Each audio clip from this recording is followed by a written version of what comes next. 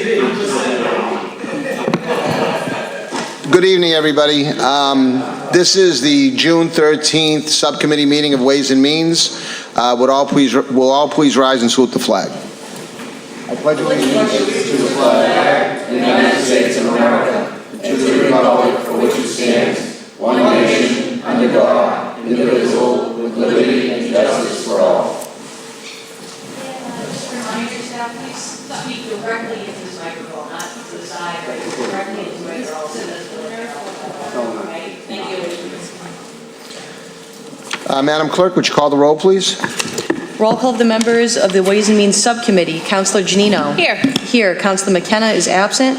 Councilor Morabito. Here. Here. Councilor Patch is absent. Councilor Zambuto. Here. Here. Councilor Guanasso. Here. Here. And Chairman Rizzo. Here. Here. A quorum is present. Thank you very much.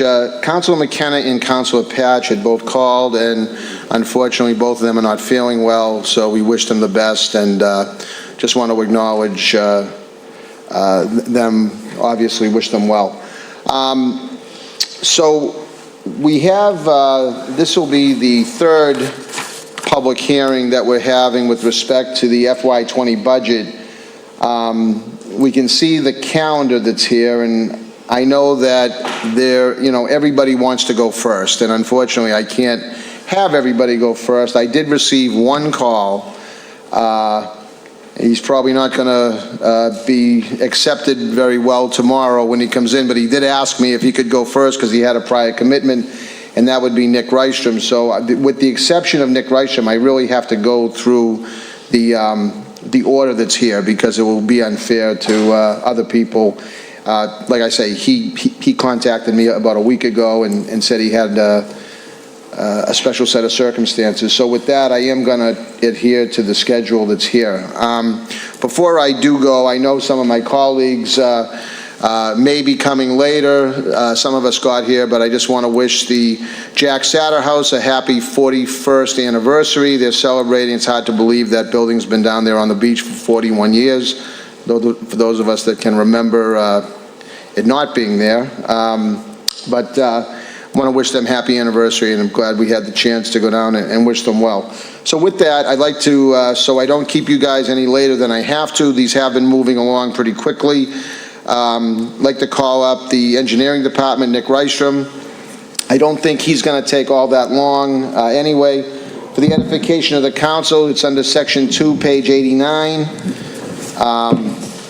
Nick, what I've been asking department heads to do, if you want, we have the budget, so you don't necessarily need to do it, but if you want to just talk a little bit about 2019 and what you might look forward to in 2020, and then we'll get into the numbers, and then if any councilors have questions, we'll absolutely allow the councilors some time to go through your budget if there are questions. So with that, Nick. Thank you, Nick Rystrom. Mr. Chairman. So 2019, similar to a lot of the years prior, for the engineering department has included a lot of work with DPW and infrastructure, but a lot primarily related to consent decree compliance, and then also some of the new regulatory MS4 permit compliance, and then also addressing local issues from residents with regard to sometimes sump pumps and sidewalks and a whole host of other things. On top of that, and we're trying to sort of modernize and digitize all of the archives that we have. It's sort of a slow process only because we don't have a huge staff to be able to go through all the plans and documents that we have and get them cataloged as quickly as we'd like. But we're making steady progress with that as well. As I said, a lot of it, and I think a lot of the council members here are familiar with a lot of the work related to the consent decree work, and that includes a lot of sewer rehab, it includes a lot of drain, stormwater system installation, and then what we've been doing also over the last year or so is work with lead service replacement, and then again, another big one is, had I mentioned earlier, sump pump redirection. really, it's sort of a continuation from the last fiscal year, and then, 2020 I envision would be similar, with some differences in quantities of different types of work happening. We do have a little bit more water improvement work coming up this year than we had in the past fiscal year, so that's a little bit of a change. But as far as some of the other stuff, it's relatively similar. Okay, great. So we'll move right on to page 92 and then on to page 93. Obviously, it's a pretty straightforward budget, but if you just want to run us through the numbers real quick, you don't have to go through every single thing here, but if you could point out any changes for the members of the committee and the council, that would be great. And then we'll open it up to questions. Sure. So this past fiscal year, I did acquire a principal clerk, so you'll see that on page 93. And what I have been trying also to do is locate a project manager. My previous project manager, as you know, Don Charmella, has taken on a different role in the DPW, and so I've been trying to fill that position, which is, you'll see also there. That has been proven to be very difficult in terms of the quality of applicants that we've received, and then also their availability, as we have found, here are the ones that actually are qualified. So I'm hoping to continue to fill that position as soon as possible. It is something that would be very advantageous to my department, obviously. And then the only other salary there that you see on 93 is mine. And that, you can see, is a bit of an increase, which has gotten me up to comparable to other cities and towns that employ city engineers, town engineers, or somebody around that same title. So that's really all there is as far as the salaries go. I can run through, if you like, the operations part of things, if you want. I don't know, why don't we hold off at that point? I'll open it up to questions from council. Is there any councilors have any questions for Nick Rystrom? Just any general question? Well, while he's here, why not? Mr. Chairman, through you. Council Morabito. Is Street Scan, the program Street Scan, is that live right now? Is that available for the public to view? Is that set up? So the information is available, yes. It is. There isn't a separate login for individuals, but Okay. it's available. And we also incorporate the information into the GIS, so it's available for consumption there as well. I just think that program is going to be so useful. I think it's one of the best items in this budget that we're investing in, because any resident will be able to go online, look at a street, see how much was spent on it, when it was last paved. This way it eliminates the old school way of, hey, my street's getting done because I know someone. Everyone will have total transparency to that tool, so I think that's excellent for the residents. It's a great investment. I agree. I think it's excellent to be able to provide people with a basis for, prioritizing the pavement going forward. Thank you very much, Councilor Morabito. Councilor Zambuto? Thank you, Mr. Chairman. I'm shocked that anybody would have that kind of an idea that you would get something done because you knew somebody. But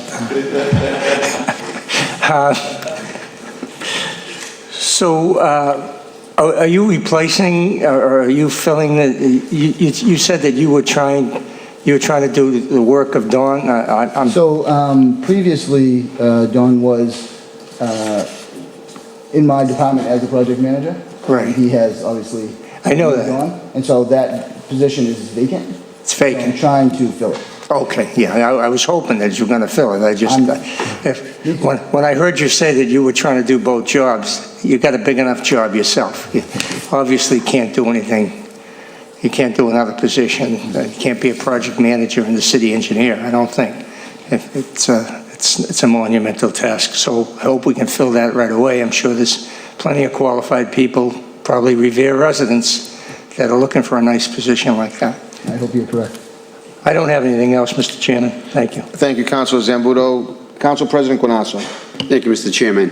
My thoughts on street scan was always that it's a tool that the administration and members of the department, such as yours, review the need for repair in a particular street. And so the program would work that the most needed streets and sidewalks within the city would be attended to first. Is that correct?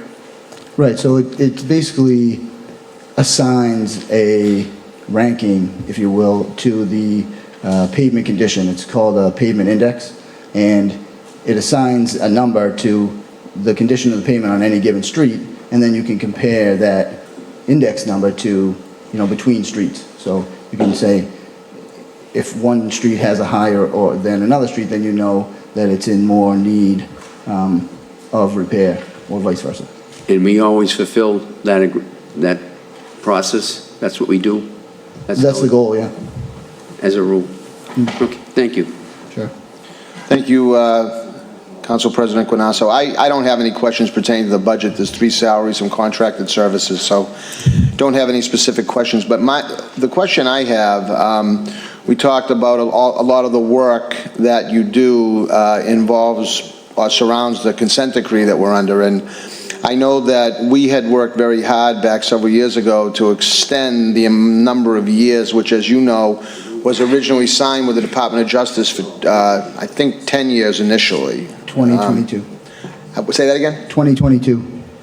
2022, right. So has that, I mean, I know we were making some great progress with the Department of Justice, with our partners in federal government and our congressional delegation and, EPA, DEP. Has there been anything formally that has extended that consent decree at all? So there hasn't been anything. So it's basically in principle. So we've met with the regulators. There was some delay because of some of the issues with the federal government and the EPA not working for a span of time. And then they had a turnover of some of the lawyers involved with the EPA and the Department of Justice. But we had met with them. We have an agreement in principle. Our council has drafted an amendment that has been presented to them, which is under review, basically, with them. And so the next step, I think, is to follow up with the regulators and have a formal, setting happen so that the consent decree can be in a court of law amended appropriately. And at that point, it'll be in stone that what we have all agreed to in principle is what's going to happen going forward. And so I'm expecting that to Do we know what the extended terms are? So it's basically, we're looking at doing 5-year pieces of work where we commit to doing work over a 5-year span, and then we evaluate that, and then we make some decisions about how we're going to go forward with the next 5 years. And then at some point, as we're working with back and forth with the regulators, somewhere along there will become a point where we will have met all of our obligations, and it'll have to become an agreement. And also, I think it needs to go back to federal court. Also to then, and I'm not sure what the right word is, but to, close, or whatever the word is, to close the consent decree. But the idea is to look at it, to do work in 5-year spans, look at what we did over those 5 years, adjust our approach for the next 5 years, execute that, and then look at it again. Right, well, obviously, the goal was, and still continues to be, to lighten the load as to what the city has to do. Right. I mean, we're authorizing all these bond authorizations for CDM Smith, $7 million, $8 million, $5 million every single year. Right.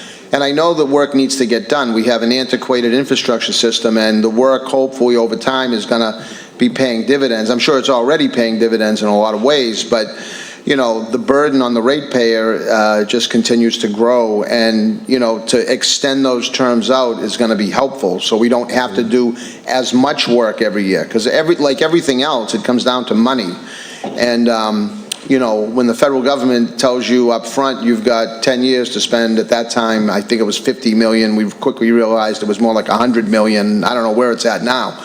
But, you know, the more we can extend these terms, I remember when I first came back to the city council, back in January of, I guess, 2018, I had a meeting, or I had a conversation, I should say, with CDM Smith, and they were, you know, saying, look, this looks very good, and our terms are going to be able to be extended, and we're having but that was 18 months ago. So I just, you know, it seems like it's just dragging on throughout the whole period of time that we were making, it seemed to me, significant progress. So I haven't really looked back. I'm sure that I will, and see what we've had to spend each year on, you know, these bonds that we're putting out so that CDM Smith can get their work done, you know, but again, it's a big pill to swallow for so many ratepayers throughout the city, and I'd like to have something formal that we, like you said, in stone, have it,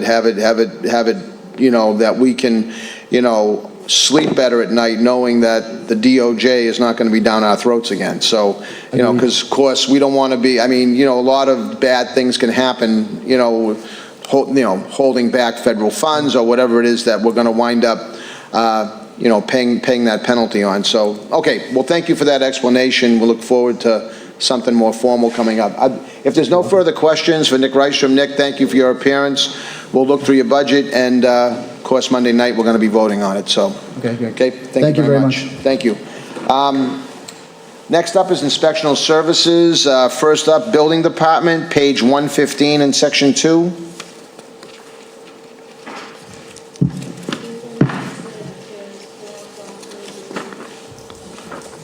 Hi, Chairman. Benny Cristoforo. Yep. Similar to Nick Rystrom, if you want to just run through, you don't have to, but if you want to talk about some things going on in the building department, and then we can get right into the numbers, you know. Some of the goals of 2020 would be e-permitting. Kind of, right now, we created the new e-permitting system. We're trying to enhance that a little better and to work out the bugs. Beyond that is digitizing a lot of the documentation, like the engineering department. If we can digitize everything and get rid of paper, move away from that. Beyond that, it's customer service, dealing with the public effectively. Okay. Okay, great. Is anybody, if you want to turn to page 117, under performance measures, are there any questions regarding that for the building inspector? Or if there's anything, Benny, that you want to run through, feel free. I could discuss some of the new positions that we're proposing. Okay. Okay. We're proposing a clerk one, who basically would be handling the e-permitting to the capacity. They would be managing that so we can be more efficient in analyzing what's coming in and helping the applicant work through the process a lot smoother and quicker. We are also trying to add a general counsel who will be a legal assistant to the building department and municipal inspections, who I think would be very valuable.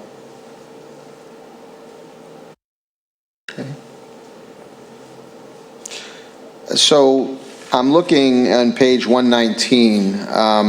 I see building general counsel. Yep. And it says new position, no. So that's an existing employee? No, you're talking building general counsel? Yes. That is new. That's a new proposal.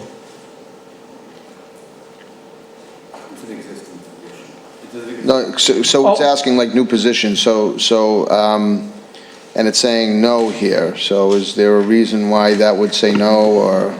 Right now, it's being filled by an existing employee that moved from the solicitor's office, so So are we not backfilling that job in the solicitor's office? We backfilled it with a paralegal clerk, and that's where we indicated the new job. And did the new job was under the city solicitor's budget? There was a new position there? I'll have to check. I believe so, but hold on, I'll check. Okay. While he's checking, Benny, you can go ahead. I don't Yeah, we're want to... also adding a sanitary inspector, just to keep up with the demands of 311 and the needs of the sanitary code.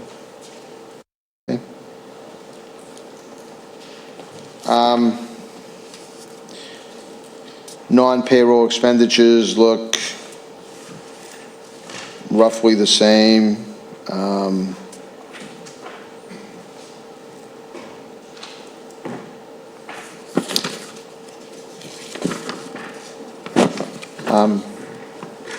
My apologies, that wasn't indicated on the solicitor, so on this sheet, it should have been indicated as a yes. I think it was just a transposition error with the existing position, because Okay. it's someone currently on staff, so So- we'll make that update. Would you mind sending an email to everybody on the committee to Yeah, I'll indicate update the that? form, and I'll put it in Monday's package. Okay. Sure. All right, thank you. Any questions for the building inspector? Okay, Council President Guanasso, then Council Morbido. Benny, have you ever thought, through you, Mr. Chairman, have you ever thought of hiring an on-call inspector for Friday at 12:15 through Saturday night? So, Council, that's a very good question. So in just hearing what the council had asked for in the past, we are adding this new sanitary inspector who will be working Saturdays. And will each and every one of us have a number to contact right away, so we don't have to go through, we can have a cell phone, contact that person right away? We haven't thought on those lines, but we might be able to work it maybe through 311. I'm not quite sure how we could work that, but it's something to absolutely think about.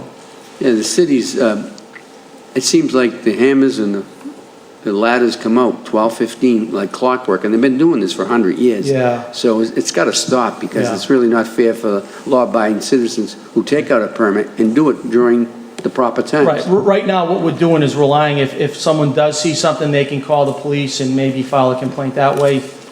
I don't know if that's efficient. I know, but it doesn't seem to work, because the I police agree. don't really I feel it's a agree. criminal matter. I agree. And they don't put, their effort into it. I agree. As much as we would put the effort into it, because we know it's a violation of what we're supposed to do here. I agree. And that's the reason why we are trying to put that new inspector. They are going to carry Saturday. That's a great idea. Thank you, Benny. welcome. Thank you, Mr. Chairman. Thank you, Council Morbido. Thank you. My question was similar. It was basically redundant, but I'm going to ask it anyways. So that's a part-time position. I was going to ask what hours they will be working, because I was going to recommend that they work weekends, so.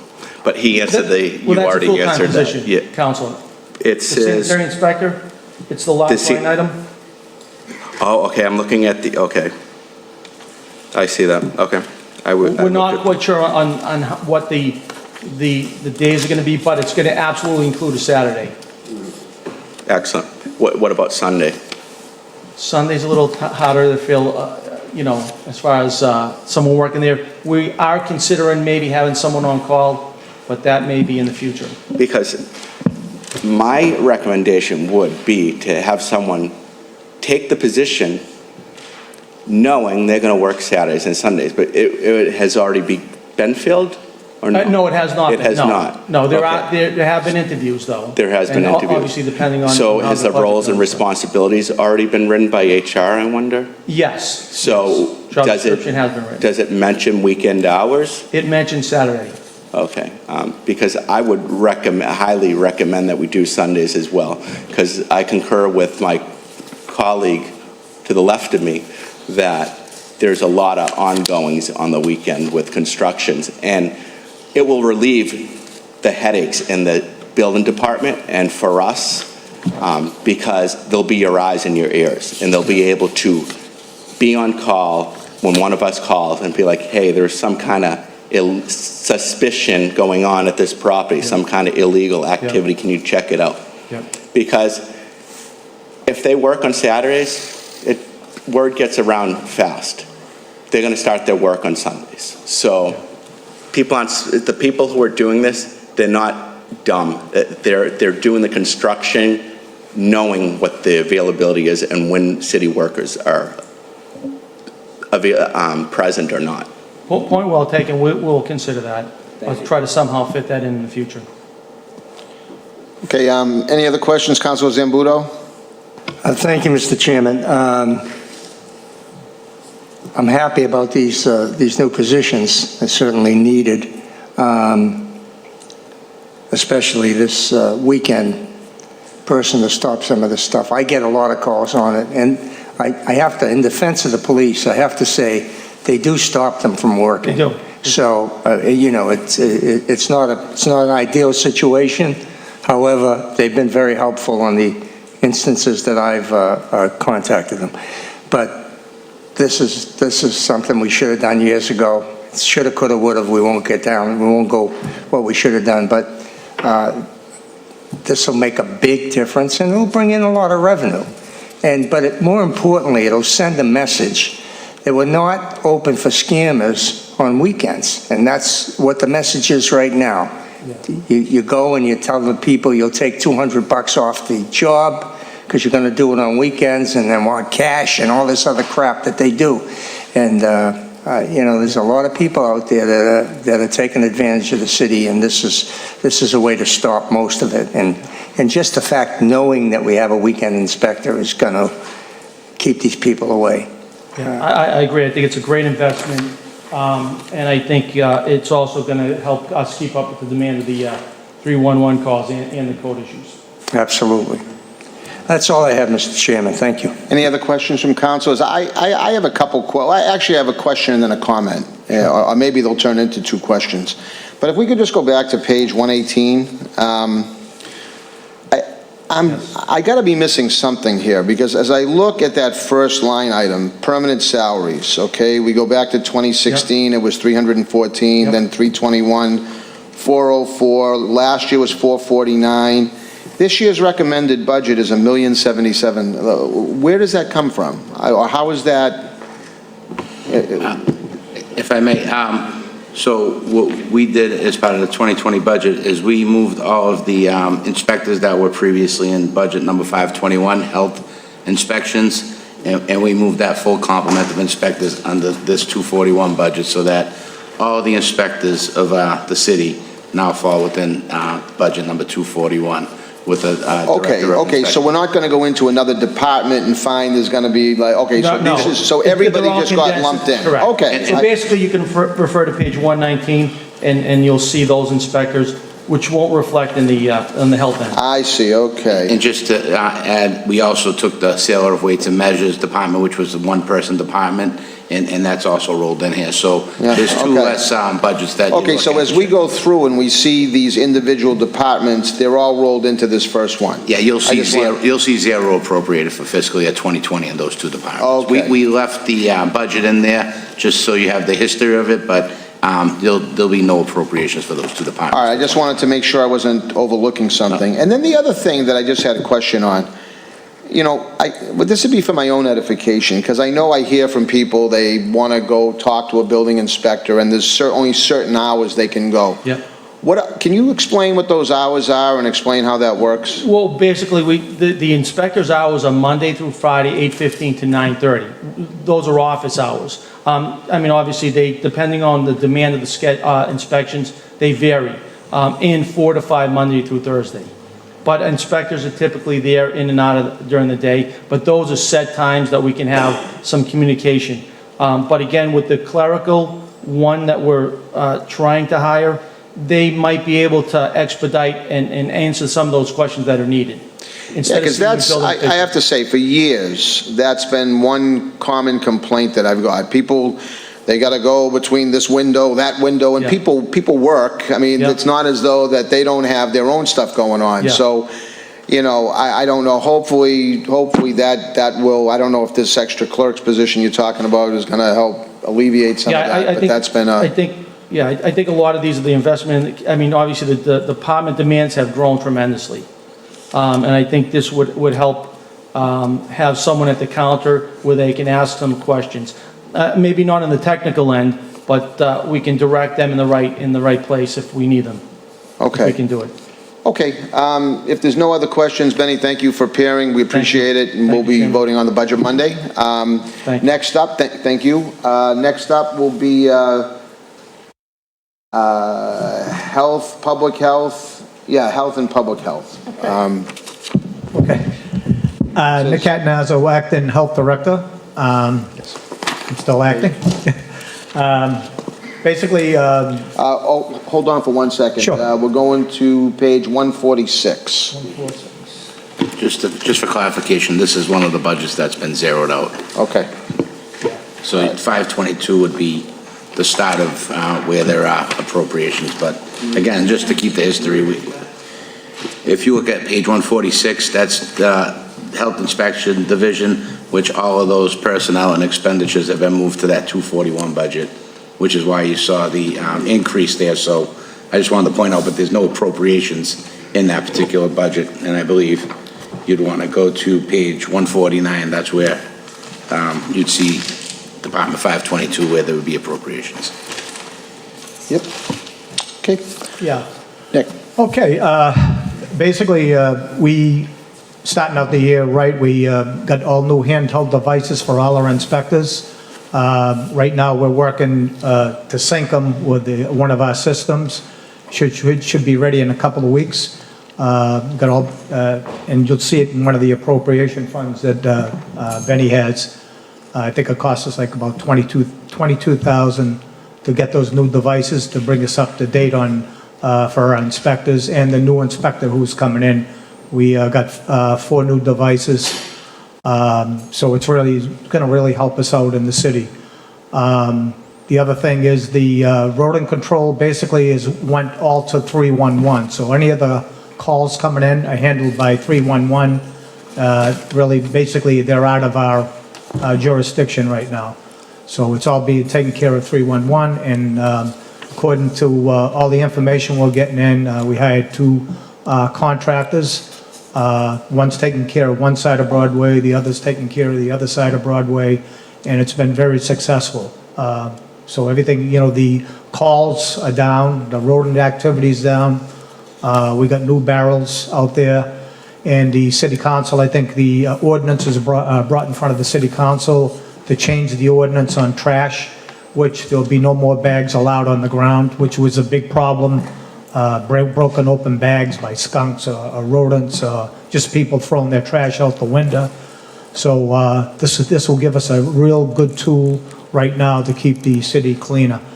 Also, we updated our website for Health Department, ISD, which is a lot more information on there where people can get all kinds of information. They don't have to call down to our office anymore. They know when their trash is being put out and everything. So it's we've got a lot of good things coming in the coming years. Any questions from councilors? Councilor Janino. Thank you, Mr. Chairman. It's really quick and it's not a serious question at all. I'm just curious, for the flu shot line item, it looks like it was negative 4,000 in 2016, then it jumped up to 30,000, and then it dropped down to 280. Why is that so sporadic? I think Rich he could probably answer that better than me. Just curious. So it's strange to go from the negatives to 30,000 to $200. Look at it. I'm on page 146.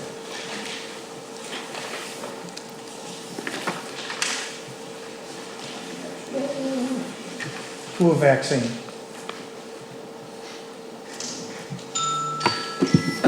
Quite honestly, I don't have a great answer right now. I can do some research on that, but I do know that our flu vaccine shots are now handled through a special revenue account where we get reimbursed, and all those flu shot revenues and expenditures are handled through the grants that we get. And but I can check out the history of it. I just I didn't really look too deep into the 2 or 3 fiscal years ago. So No, of course, and again, not a serious line item. It's just strange to go from the negatives and then 30,000 and then 200. So if the grants make sense.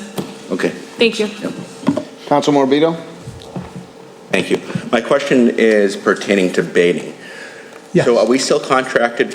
What's the name of the company that's going out? There's 2 companies. I'm not too sure. I don't have it in front of me because again, it was done through 311. So But- are they servicing so when a customer calls? Yes. They're signing a waiver. The city will the company will come down, the third party.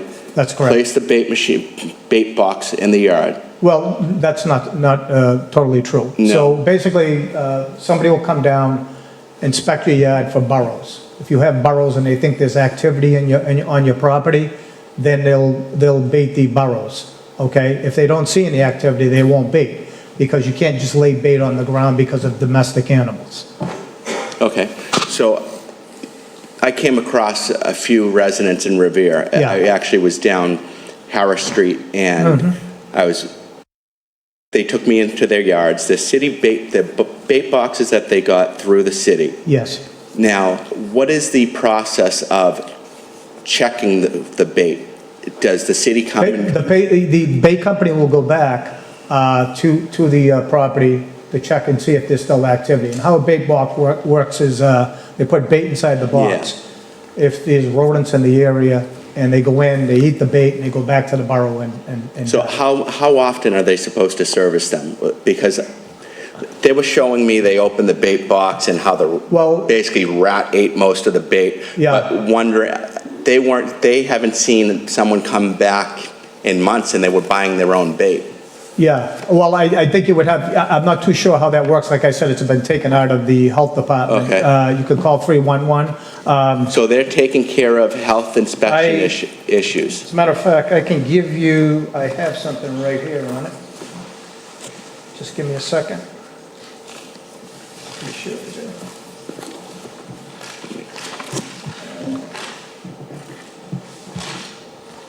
You find it. Let's get this.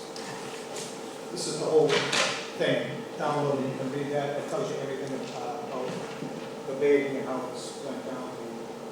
Okay, so 311 would basically, 311 would be able to tell me Yes, how the checkups go. That's with correct. the bait box. Okay, thanks, Nick. sure.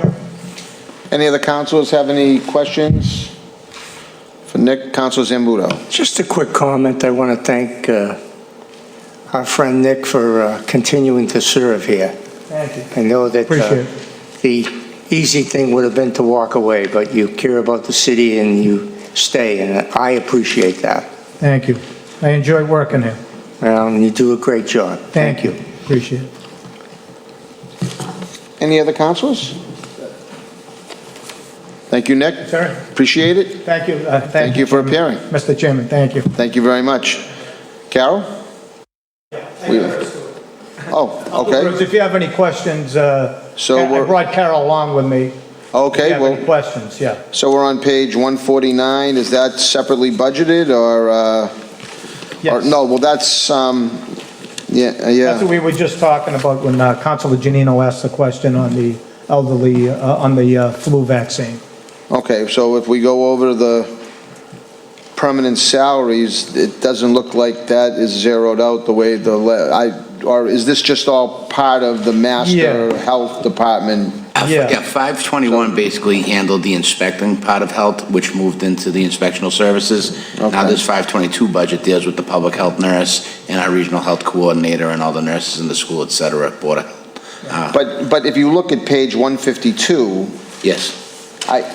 it's just very confusing because you look at FY19, it's 449,000, mayor's recommendation is 662. Yeah. So why would that, I don't understand how that is coinciding with, I mean, No, in 521, all the numbers are zero. So when we eliminated 521 budget, so why is that 662 there then? well, if you just go to the next page, you'll see the money was appropriated in that budget. So there is a new position being budgeted here for a public health director at $96,900, which would have spiked it up. And then the results of the collective bargaining agreements being settled and the compounding 2 years' worth of raises would get you to that number. So there's one new position at $96,900. And then you have the existing employees with their current salaries as agreed to in collective bargaining for fiscal year 2020.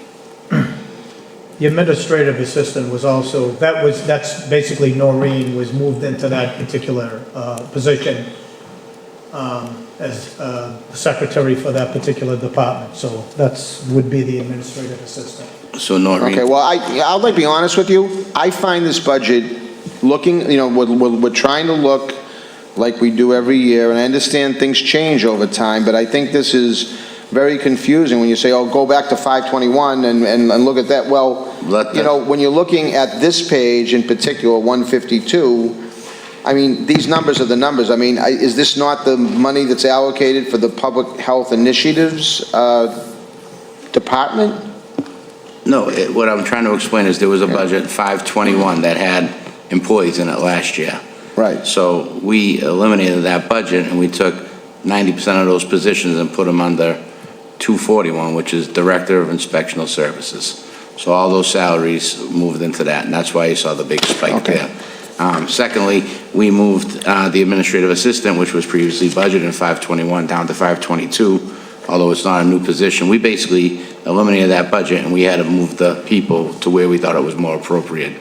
Now, it's a little confusing because it's new, but that's what I'm trying to, I'm here to try to help answer any questions on that. We did talk about it in the narrative in the cover letter and some of the new initiatives, but certainly there are changes, and that's I'm happy to help answer. Well, I just got to be honest with you. I mean, from the very beginning, when you said, the budget, your letter originally indicated that the budget went down from last year. If you compare your letters from FY19 to FY20, and when the budget is actually $217 million, and we get something that says it's actually lower than than last time. Well, I don't necessarily think that's true, Counselor, because the appropriation order indicates $217 million, and I already explained that I didn't reconcile last year's letter to this year, and I apologize for that, but that's not meant to be disingenuous. But that's how those budgets have gone every single year. They've never been broken out, and you could go back as far as you want.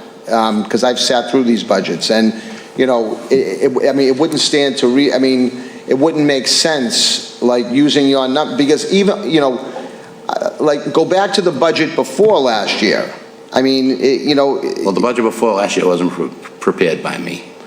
So this particular budget that we put forward. I'm not suggesting the budget would, but in any case, okay, we're just trying to follow our way through. No, I understand, and I'm here to try to help. We've got like new positions that weren't listed as new, and I mean, we're trying to follow along. I know it was an oversight. I understand that.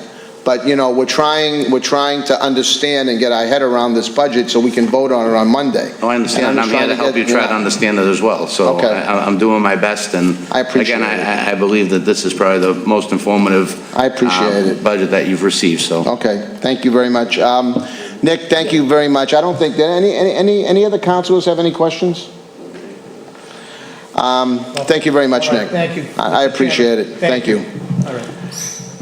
Moving on, Healthy Community Initiatives, was that included in this also, or do we need to hear from Healthy Community Initiatives, or is that no, that budget remained the same. So. That remained the same? Exactly. Okay. Healthy Community Initiatives is up next.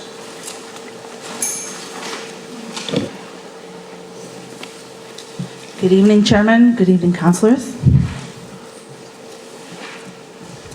So Healthy Community Initiatives, we are a department that works with residents, businesses, and stakeholders to make Revere a healthier place to eat and live, and we do this through policy and system and environmental changes. And 3 of our main strategies are active living, active transportation, food justice, and neighborhood organizing. And over the fiscal 19 period, we have had several accomplishments. We helped to pass you all helped to pass and we are implementing a complete streets policy and prioritization plan, which allows us to apply for Mass DOT funds, for technical assistance, and for construction funds. We've also had piloted the Summer Night Series, and this year the first event is kicking off tomorrow, and that has been in conjunction with the Parks and Recreation Department as well. We are also doing a lot of work with the North Suffolk Public Health Regional Director, and also our Community Needs Health Assessment that is mandated by the Attorney General for hospitals to conduct. And since we have several healthcare institutions here in the city, we are undergoing this health needs assessment. And I'd also like to share that we were one of 20 cities in the country to receive a National America Walks grant that helped to rehab the Pearl Ave and Webster Street public stairs in Beachmont, which is helping to now apply for other funding to repair additional public stairs. And also currently we are administering and about to implement the YouthWorks grant and program, which is a youth workforce development pilot. This summer, we're going to have about 60 to 65 young people who are going to be placed in departments around the city and some of the local businesses and nonprofits in the city as well. Okay. Want to move over to the numbers, page 158. Any questions from councilors on page 158? Page 159, any questions from councilors?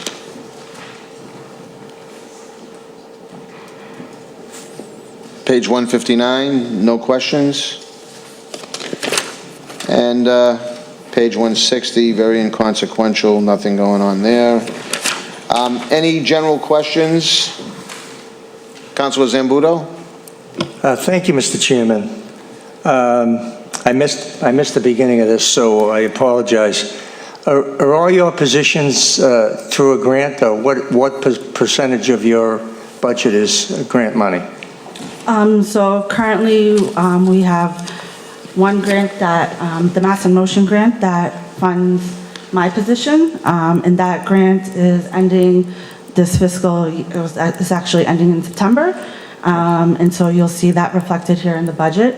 And then the other two staff are budgeted through the city.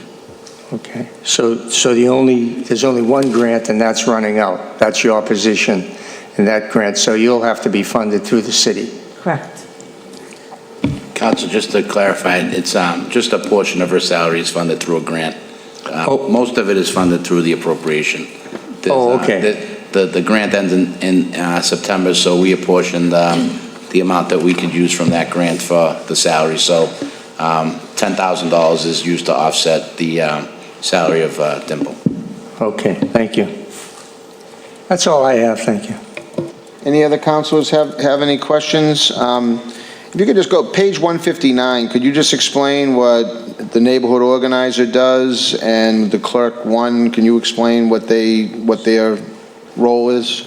Sure. Excuse me. Sure. So Clerk One is actually our active transportation manager who works on all of our transportation-related work. So that includes right now the Charlie cards that are being available through the city, and that's working through our department and making sure that seniors are also aware of the discounted senior Charlie cards. We've also been working on the Northern Strand Community Trail, the Complete Streets policy and implementation with the prioritization plan. And last year, we were also working on the bike share program under all of our active transportation work. Our neighborhood organizer is currently, so she started late last year, so there was a gap between the last neighborhood organizer and hiring a new neighborhood organizer, and the current neighborhood organizer is part-time, and she's been working on implementing a NeighborWays project, which is placemaking and street calming, traffic calming, a project that is going to pilot in the Garfield area and also in Beachmont. In addition, So what's that again? Can you explain what that is? So NeighborWays, it's a national program, and they had approached the city to see if we were interested in piloting NeighborWays. And so that project, it allows for neighbors in a residential area to come together to help to create some unique art and also placemaking, which is traffic calming, so adding Traffic what? traffic calming. So adding things like planters onto the sidewalks to just beautify that area so that it actually slows cars down in a residential area. So over the past year or so, we've been working with the different community groups in both neighborhoods and also the residents and also the ward counselors on identifying the locations where these projects will go into, and we're looking to implement them both this summer or early fall. Okay. Any other questions? Councilor Zambudo? Thank you for the latitude, Mr. Chairman. So I'm assuming Clerk 1 is Julie DeMoro, Correct. who does a terrific job. Yes. Who's the neighborhood organizer? So our current part-time neighborhood organizer is Vani Hewitt. Okay. All right, thank you. Thank you very much. If there's no other, Councilor Guanasso? Dimple, you said you work with the ward councils in reference to these planters and that you slow down the traffic. I don't recall any in Ward 3. I've never been consulted as to where I thought they should be. Is that an omission or So right an now, oversight? no, not at all. We're actually implementing it right now in Ward 1 and Ward 2 only. And so Joanne McKenna has been aware, in conjunction with the Beachmont Improvement Committee, with the NeighborWays project in Beachmont, and then Ira Novoselsky, Ward 2 counselor, has been involved with the Garfield area project. And those are the only two pilots that are happening right now. And we're going to see how the pilots go, and then if there is demand for extending these pilots to the rest of the city, we're certainly going to work with ward counselors and neighbors in making that happen. Thank you. Thank you, Councilor. If there's no further questions, thank you very much. We appreciate you being here. And that will conclude the Healthy Community Initiatives portion. Now the SUDI office. We'll move on to page 161. Page 161. Good evening. Good evening. How are you? Good, how are you? Councilors? So, do you want me to just give you? If you just, you don't have to go line by line. You want to give an overview and then we'll go into the numbers. I don't think this, you can go into it as far as you want, or. Okay. So, I'll go back to fiscal year 19, just a few updates about what we did. We hired a full-time recovery coach, which we share with the town of Saugus through the MOAPC grant. It's a 35-hour week position. That person was hired in April, so that gives us a little bit more capacity to provide services to the community. We held our first barbecue, our recovery barbecue, last September, which we plan to do again. We partnered with 311 so that if there is a syringe, if a resident finds a syringe, we will respond within 24 hours and safely discard that syringe. So I don't know if many residents know about that, but they can just put a request into 311 and we'll come pick up the syringe. Let's see. We engaged 150 locations or families, post-overdose outreach, through the fire department and the police department, which is what we do on a weekly basis on Tuesday evenings. And what that consists of, anytime Narcan's been administered in the city, we get a report from the public safety analyst, data analyst, provides us a weekly report of all of the weekly overdoses. The team then convenes on Tuesday evenings. They go over the list and they respond to those houses to provide access to resources as well as Narcan training. So we try to give them Narcan before that situation happens again, if it does happen again. One of the things that we're going to be doing this year, because we have noticed that there's an increase in overdoses taking place in public restrooms. So we're trying to come up with a strategy where we can engage local businesses, like these hotspots, where we can train their staff so that they know how to recognize and respond to an overdose, and, they feel equipped. It's really important that they have the tools and the resources to do so, because oftentimes somebody's locked in a bathroom, and that's when fatalities take place. So we want to try to prevent that as much as possible. As far as this upcoming year, a few things that we want to work on. We really want to try to develop or engage the recovery community as much as possible. And one of the things that other communities have done in other states and other cities and towns is called Recovery Community Organization, which is an independent group that would potentially become its own 501c3 to really try to raise the voice of the recovery community, and they would be engaged in planning events, provide input on policy changes and things like that. And that's something that our recovery coach is going to be working on throughout the next year. Let's see, what else is there? We're working with MAPC to think about how do we sustain these types of strategies beyond the expiration of our grants, which is one of the things that's going to be happening within the next year. A lot of our grants are expiring in 2021, so we're trying to figure out what sustainability looks like and how to resonate with the community so that they can understand the value and the importance of continuing these types of strategies. If you want me to go over the numbers, I can. I don't think that's necessary. Any councilors have any questions? Councilor Morabito? Thank you. Sure. You brought to our attention that you collaborate with 311 and in regards to discarded needles, syringes that are found. So I think that's a great program. You guys go out there within 24 hours, pick up the syringe. Do you have on hand an estimated count of how many calls you receive on that? Honestly, we don't receive many, which is why I mentioned it, because I think if people were aware that maybe we would receive more, but I'd say on average maybe 3 or 4 a month. Not many. Council President Quinasso. Mr. Chairman, it seems like for the great work that you do, this is a very, very modest budget you have. And I don't know how you put the effort forward in the goodwill to our community with such a modest budget.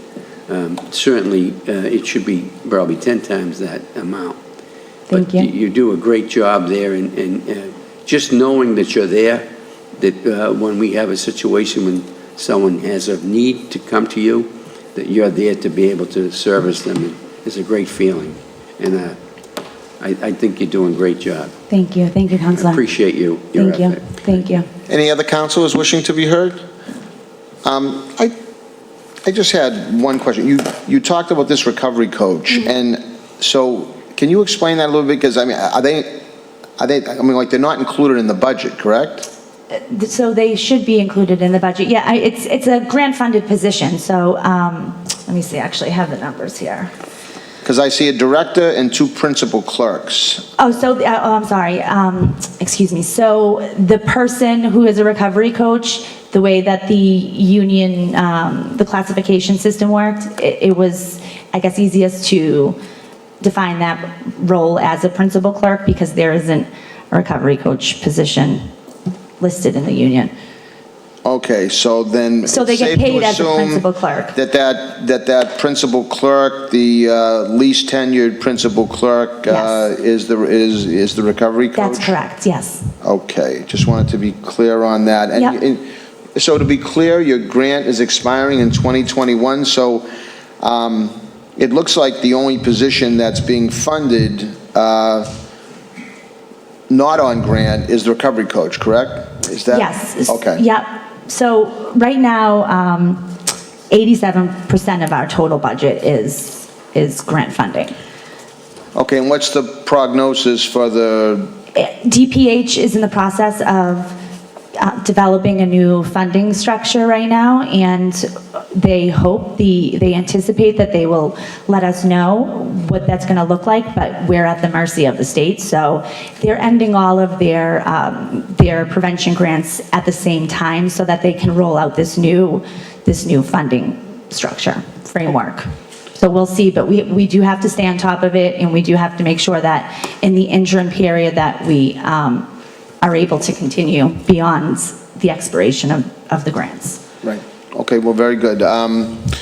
If there's no further questions, Julie, I don't think that we have any, I don't think we have anything further for you, unless you have anything further for us? Nope, that's it. Well, Julia, thank you very much for your help. Thank you so much, guys. Thanks. Moving right along, we're now going to move on. We've already had engineering, so we'll go to Public Works, page 129.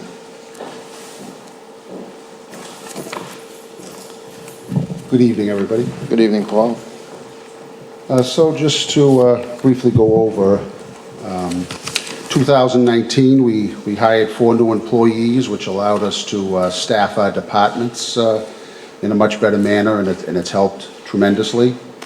An update on the new building. I want to thank the City Council and the Mayor again for funding that and appropriating the money. In a couple of weeks, we'll be going out for requests for qualifications for an OPM, an Owner's Project Manager, get that person on board, and then we will then move to seeking a place to move to while this construction goes on, and we'll be hiring an architect. We do have some preliminary plans. Those were drawn up by Weston and Sampson, but that was in conjunction with the feasibility study. So we will have to hire an architect to do the final design, and we'll hope to move that along fairly quickly. I know everyone's anxious, especially me, to get the new building up. I know Councilor Marabito brought up the rodent issue. Just to clarify, the 311 manages that. It's funded through the DPW and the water sewer side. I think that program is going very well. The 16,000, 17,000 cots that we just provided to all the residents to try to keep the trash covered up has helped immensely. So we hope to continue that and expand upon it.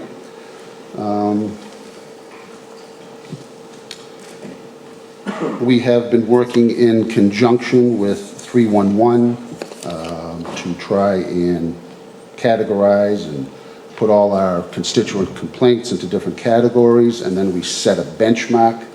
So for instance, potholes, we'd like to, we're striving to get 80% of them done within a week's time. As we come, and that applies to all the different categories, tree trimming and all the different things that we encounter. When we reach those benchmarks or come closer, we try to raise the bar and get things done a little bit quicker. So we've been very successful in doing that, and we want to continue that. One of the things that's been happening, obviously the roof, the staging is finally done. The roof of City Hall is 90% complete. We've moved on to the HVAC system. Now we are going into the phase where we're going to start the interior work here. And this is all money that was funded through the tornado. We'll be doing the council chambers, the auditorium, and all the other damage that occurred during that tornado. A long time coming, but it's finally happening. So I think there are some other things, but we can move on to the numbers. And our tree planting program, a tree trimming program, we've become a Tree City USA. We've spent a considerable amount of money removing dead trees, trimming trees, and in conjunction with the DCR, I think we've planted close to 1,500 trees, both on public and private property. And that's scheduled to continue for the next couple of years, our partnership with them, in the hopes of getting up to about 2,500 by the time the program's over.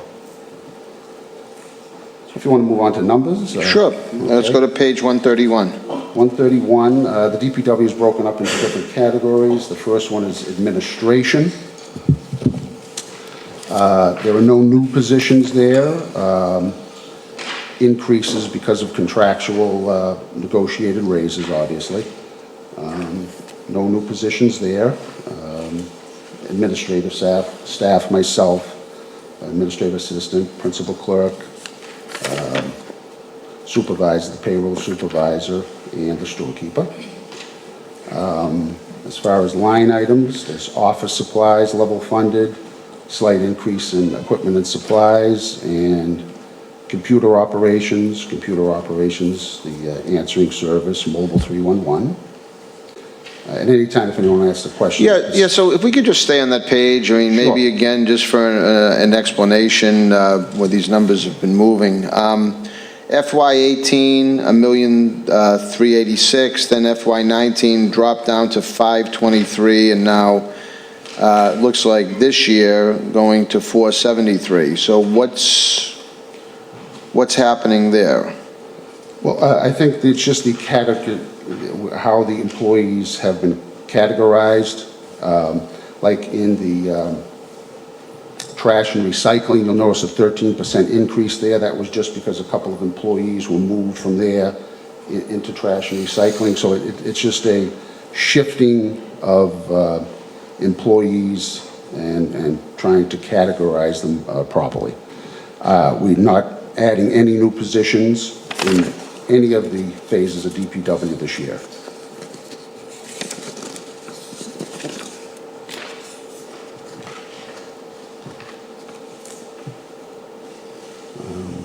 On page 134 is snow and ice.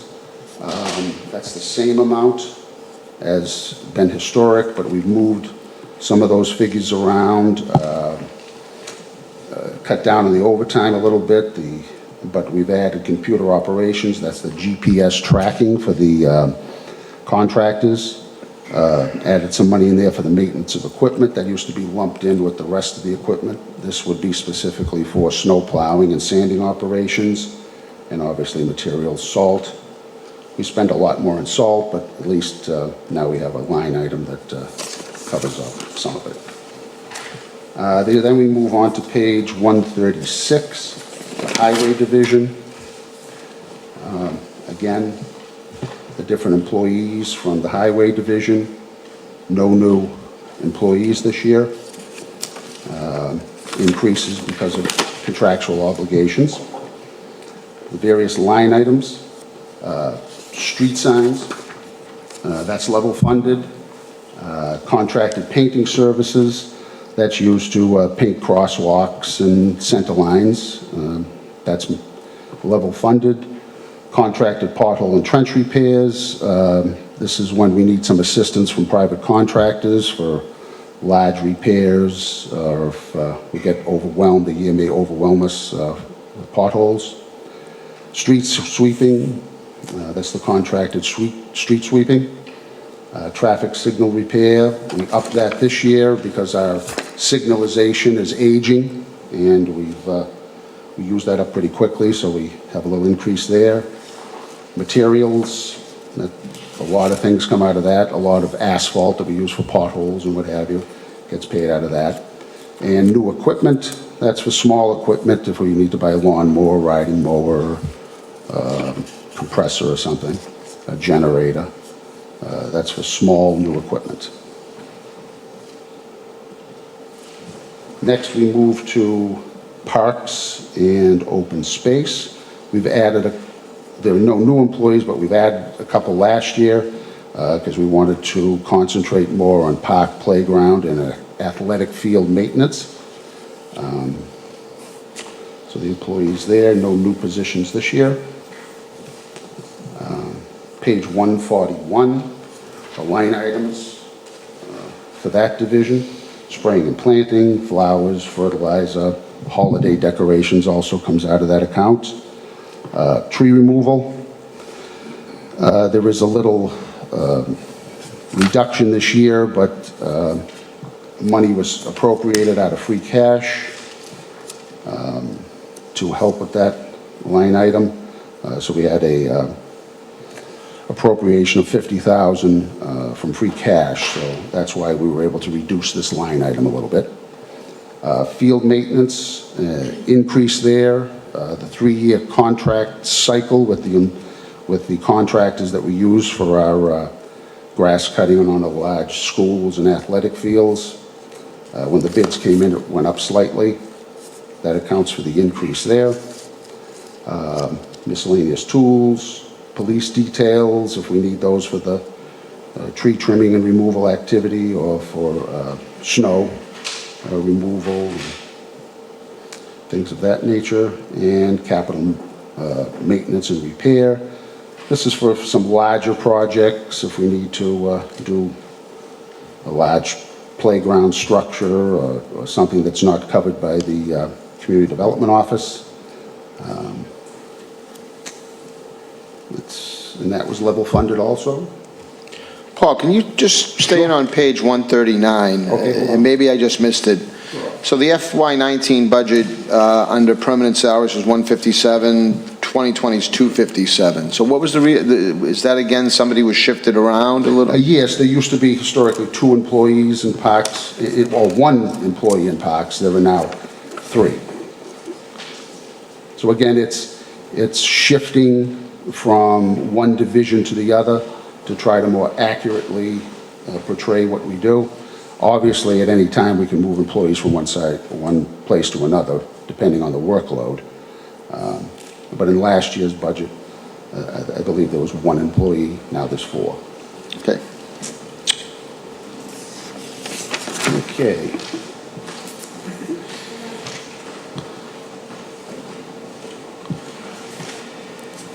We now move to facilities and public property. That's obviously our maintenance of the city-owned buildings. The sign department is incorporated in here, the custodians. Line items here. Street lighting, level funded at 618. Hopefully, in the future, I believe it's supposed to start pretty soon. I think Bob O'Brien may be able to shed some light on this. He's been working with National Grid, and they are supposed to come in and start moving all our street lights over to LED. So we should see significant savings in that line item at some point when that does start to happen. We have public building heat, public building lights. We do the City Hall, the Legion Building, the Youth Center, the McKinley School. That's what the public buildings referenced in those 2 line items. Gasoline and oil, obviously for diesel and gasoline. Building maintenance, that's for the repair of the public buildings. There's been a little reduction in that line item. A lot of the work at City Hall that's going to happen is through insurance money. Plus, I think the thought is any large projects will be funded through the capital improvement plan. Maintenance of equipment, obviously that's to maintain our trucks and other equipment. Contracted services, that's when Roker and the inmate program is paid out of that. Rentals and leases, that's to rent the trailer and the land that the trailers are on down at the Public Works facility now. Rental of the other equipment is for copier and some storage space that we've started to move some things into. Try to clear out the yard a little bit. The culvert cleaning has been removed from the DPW budget. That may be addressed in water sewer, but Don Chermella can speak more about that. And janitorial supplies, level funded.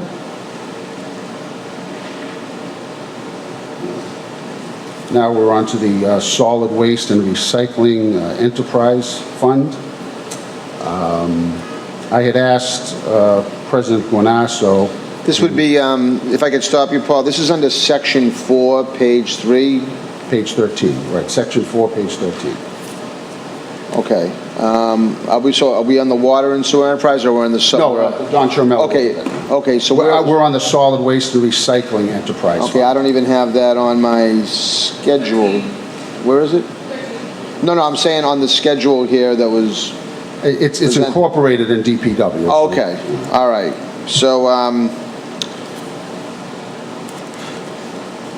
page 13, okay.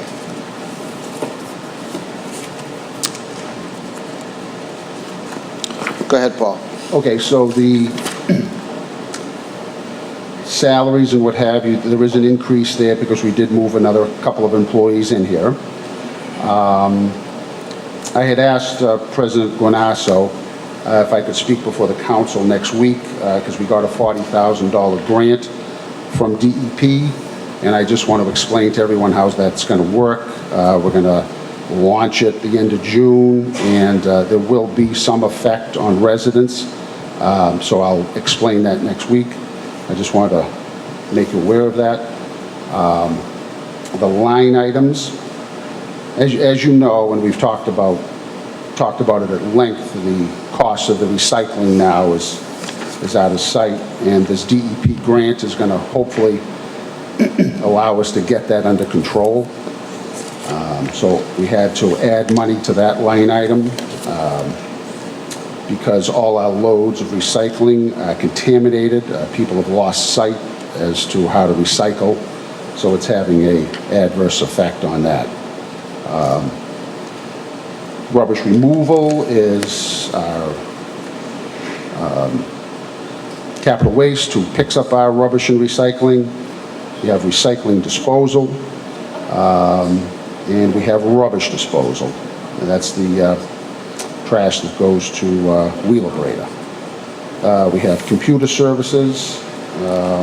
That's for the tracking software on all our carts now, and the new trash app that we hope residents will use more often, and we can get more residents to start using it. It's a great educational tool as to how to recycle and what you can put in trash and what you can put in the recycling.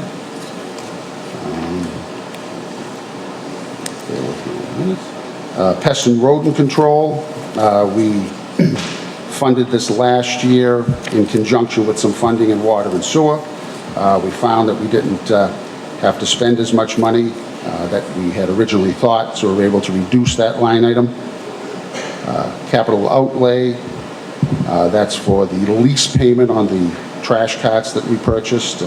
We entered into a 3-year lease, so we'll be paying for those carts spread out over 3 fiscal years. And new equipment is purchase of more recycling barrels and trash carts. As recycling barrels are free, trash carts, there is an expense to those, but we do have to purchase them initially. And I believe that's it. Okay, thank you, Paul. Okay. Any questions from councilors?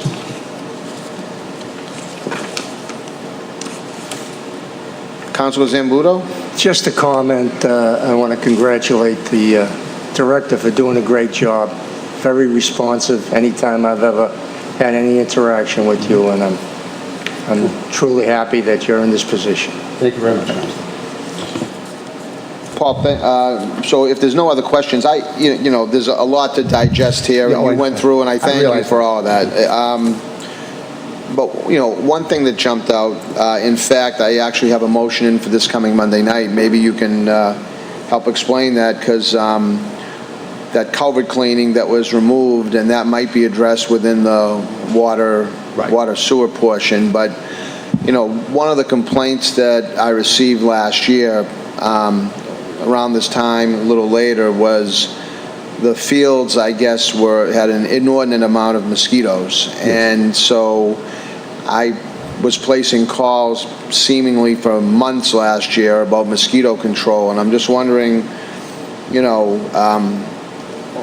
what is going to be done or what normally is done to control mosquitoes, because like I say, last year was a bad year, and I was hearing it no matter where. I mean, in fact, I'm already hearing it now. Somebody sent me pictures of a kid with all these mosquito bites from Ambrose Park. So, you know, so it's already starting, and I'm just a little concerned that it might just make its way to other fields across the city. And of course, with, you know, cases of West Nile and whatever other diseases, airborne diseases you can, or, you know, diseases that you can get from insect bites, in particular mosquitoes, that parents, and rightfully so, they're concerned when they go to the parks and playgrounds with their kids.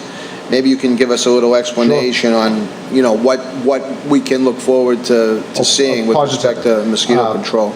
Don could certainly speak to the culverts and the cleaning of the culverts and trying not to have stagnant water. We have received a lot of complaints from the different parks. We've worked with Michael Hinojosa, Carl Svensson, and the ISD office. Northeast Mosquito Control has started initial spraying of Ambrose, St. Mary's, and Beachmont. Any park that needs spraying can be on the schedule at Northeast Mosquito Control, and they have started, and they will be on a regular schedule for the rest of the season. The correspondence goes from the health inspector to Northeast Mosquito Control, so they handle the scheduling and what have you. But I've been involved in that, and it has started to happen, and it will continue to happen through the summer. Okay, good. You know, like I say, I mean, it's terrible. It's going to be a bad year because of all the wet weather this spring.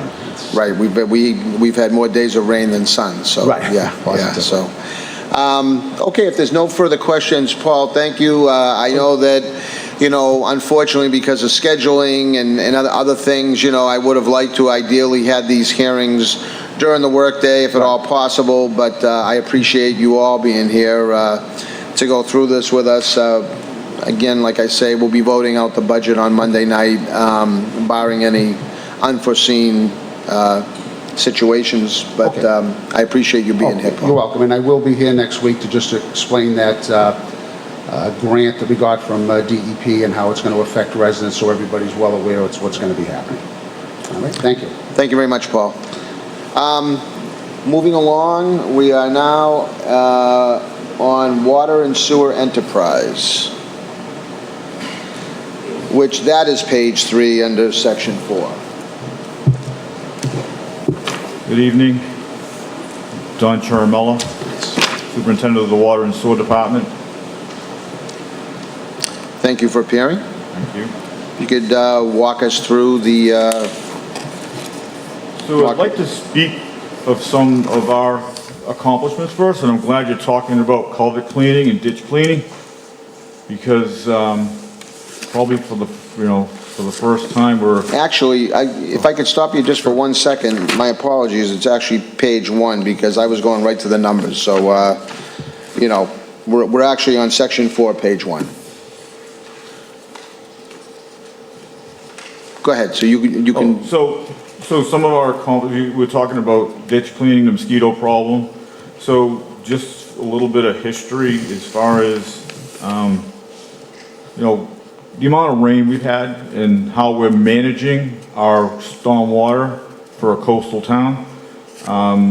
2018 was a record rainfall, it was 53.32 inches, which is a record breaker from 1889. And this year, we're running even with last year's numbers. To date, we have 21.33 inches of rain so far, as opposed to same time last year, 2018, 21.89. Previous years, the average rainfall is 32 inches and 30 inches respectively. So the average rainfall is about 30 inches a year. So not quite double, but right up there for 2018. Big year. Beat 1889. So I think we're a coastal town. One of the first orders of business was focusing on the flooding issues that many people have complained about. And if I'm not mistaken, I believe those complaints are starting to subside a little bit, because we've cleaned almost double the amount of material out of our catch basins. Previous years, it's about 200 ton of material out of our catch basins and drain mains. And we are so far 350 to almost 400 tons of material that we have cleaned out of our catch basins and drain mains.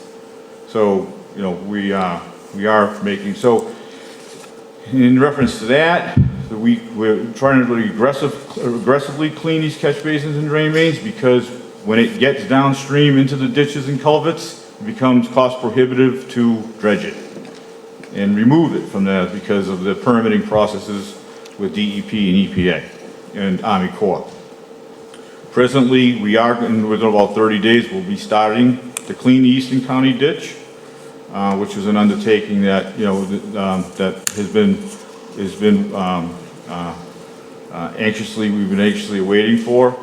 We also have now a signed contract with Weston and Sampson to help us, the city, the Water and Sewer Division, to actually remove 2,100 cubic yards of material from the Green Creek. So, in respect to that, we're also starting to focus on Trafoni Brook. And so with that, there are other things that we've also been accomplishing. The unaccountable water for water loss that's in leaky pipes. Usually the average city loses about 28% of water in the domestic water system. And previous years, so it's been, 28%, 30%, 21%, 2016, 9%, 2017, 15%. And recently, we just got an email from MWRA from February to April. We've identified, found, and repaired about 320,000 gallon a day loss in, just numerous leaky mains and services, which equals 109 million gallons a year. Also, in some of the discussions about the natural springs, sometimes we find these natural springs aren't so natural. Recently, one on Fennel Street that was running for probably, I was told, in excess of, 10, 15 years. Come to find out, it was just a culmination of many little leaks that we identified with the help of MWRA and we fixed. So that was another 230,000 gallon a day loss that we finally identified, which equals about another 84 million gallons a day, million gallons a year. So respectively, we're continually chipping away at the unaccountable water with, and that's with the help of the extra manpower that we had. We have been utilizing for the last year the camera truck. Many people have seen. We have countless hours of video that we have recorded. We have videoed thousands of feet of drain and sewer with this camera truck, and it's been a valuable asset to the city. And thank you for appropriating it for us. We've had a lot of luck in the Dunn Road area from mitigating the flooding down there. We reinstated a drain station down there, and it's been working and successfully. We haven't had any flooding issues down there that have been an ongoing problem.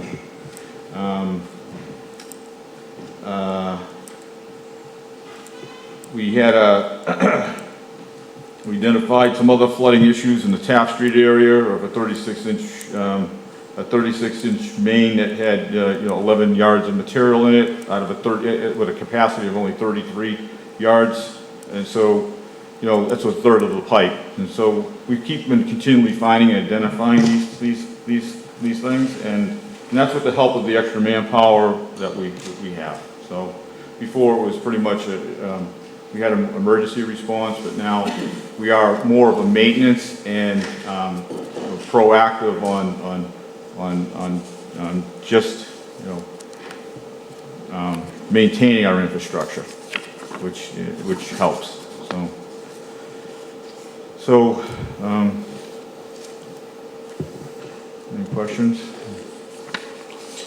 No, if you want to walk us, we don't have to go line by line, I don't think. If councilors want to turn to page 4 and look at look at the numbers, see if there's any questions that you have.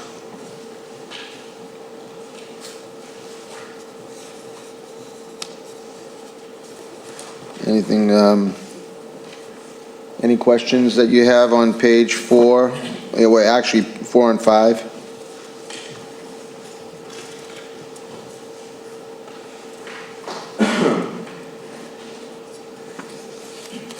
Any councilors? No questions? Okay. This is a very, this is a small one, but I'm just curious, like printing and mailing, FY19, we budgeted $7,000, now we're recommending $40,000. Like, just what's the purpose of that? So the increase for the mailing has, was originally, the mailing was originally paid through office supplies, but we also have increased our certified mailing since implementing new procedures in the meter department. So such as leak detection, alerts, and estimated notifications, which have increased our postage costs. So it's not so much as just putting it in the mail, we want to make sure they get it. So particularly for water loss, because sometimes a toilet can run into the thousands of gallons and cost the taxpayer, cost the resident, countless money. Now, by no fault of the city, but unfortunately leaky toilets and what have you, just sometimes you don't hear it. So when we detect it in the meter office, when we detect it through census, we like to make sure that they get it, get the notification, if we don't have a phone number. So it's pretty much certifying the mail that we're sending. That would be a significant amount of mail, wouldn't it? I mean, that's, we do certified mail quite a bit. It just happened to jump out for something as, trivial as mailings, so.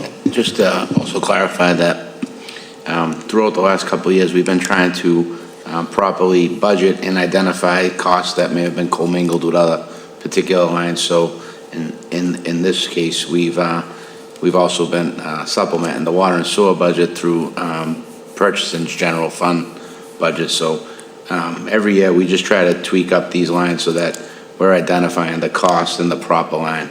As Don said, in some cases we borrow from an office supply line or something else. So we're really trying to do our best going forward to budget each line item correctly that reflects the actual cost of the operation. So some of that is also just a reallocation of dollars. Okay, any other councilors have anything? If not, Donnie, thank you very much. We appreciate you being here. Thank you very much. Thank you. Next, moving along, we are Planning Department. Page, looks like 81. Going back to section 2. Mr. Chairman, I'm Bob O'Brien. I'm Director of Strategic Planning and Economic Development, so I'll be covering 2 line items at once, which I'm sure you'll be glad to hear. 2019 has been a quite productive year for our department in the city in this area. As you know, since Ways and Means and the council as a whole has been involved in much of it, I would note just a few of those. Obviously, near the top of the list is the planning and permitting of the redevelopment of Suffolk Towns, which was accomplished in this year, and construction on which will begin in the next fiscal year. We also, in addition to Suffolk Towns, oversaw the permitting, planning, or construction of about 30 different development projects, of which about 10 were commercial or non-residential, and about 19 were residential. The value of those projects is measured in the hundreds of millions of dollars, close to $700 million actually. They are, in many cases, still in process. About 21 are still in construction or yet to begin construction, but they still, in the current fiscal year, 20, are expected to contribute well over $4 million in property taxes this year, and when they're completed in the next year or two, approximately $10 million annually, separate and apart from what we've already discussed previously at this forum for Suffolk Towns, for example. We also commenced the master planning and visioning process, which was actually initiated with MAPC under your mayoral administration. It was very successfully inaugurated in January. We've had several public forums and other focus groups. We hope to complete that process in the next fiscal year, but it has been very successful to date. Great participation, great feedback, should result in some excellent recommendations.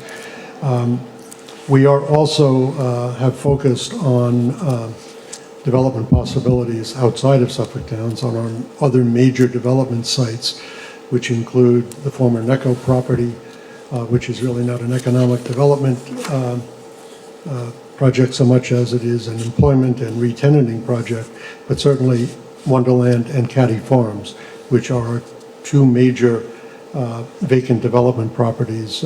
We have begun the process in this year. We expect that to come to fruition for at least some of those in fiscal year 20. I'll speak to that in a moment. We continue with a number of initiatives, including the Broadway and Shirley Avenue improvement programs. We've extended the storefront and signage improvement programs to Shirley Avenue quite successfully.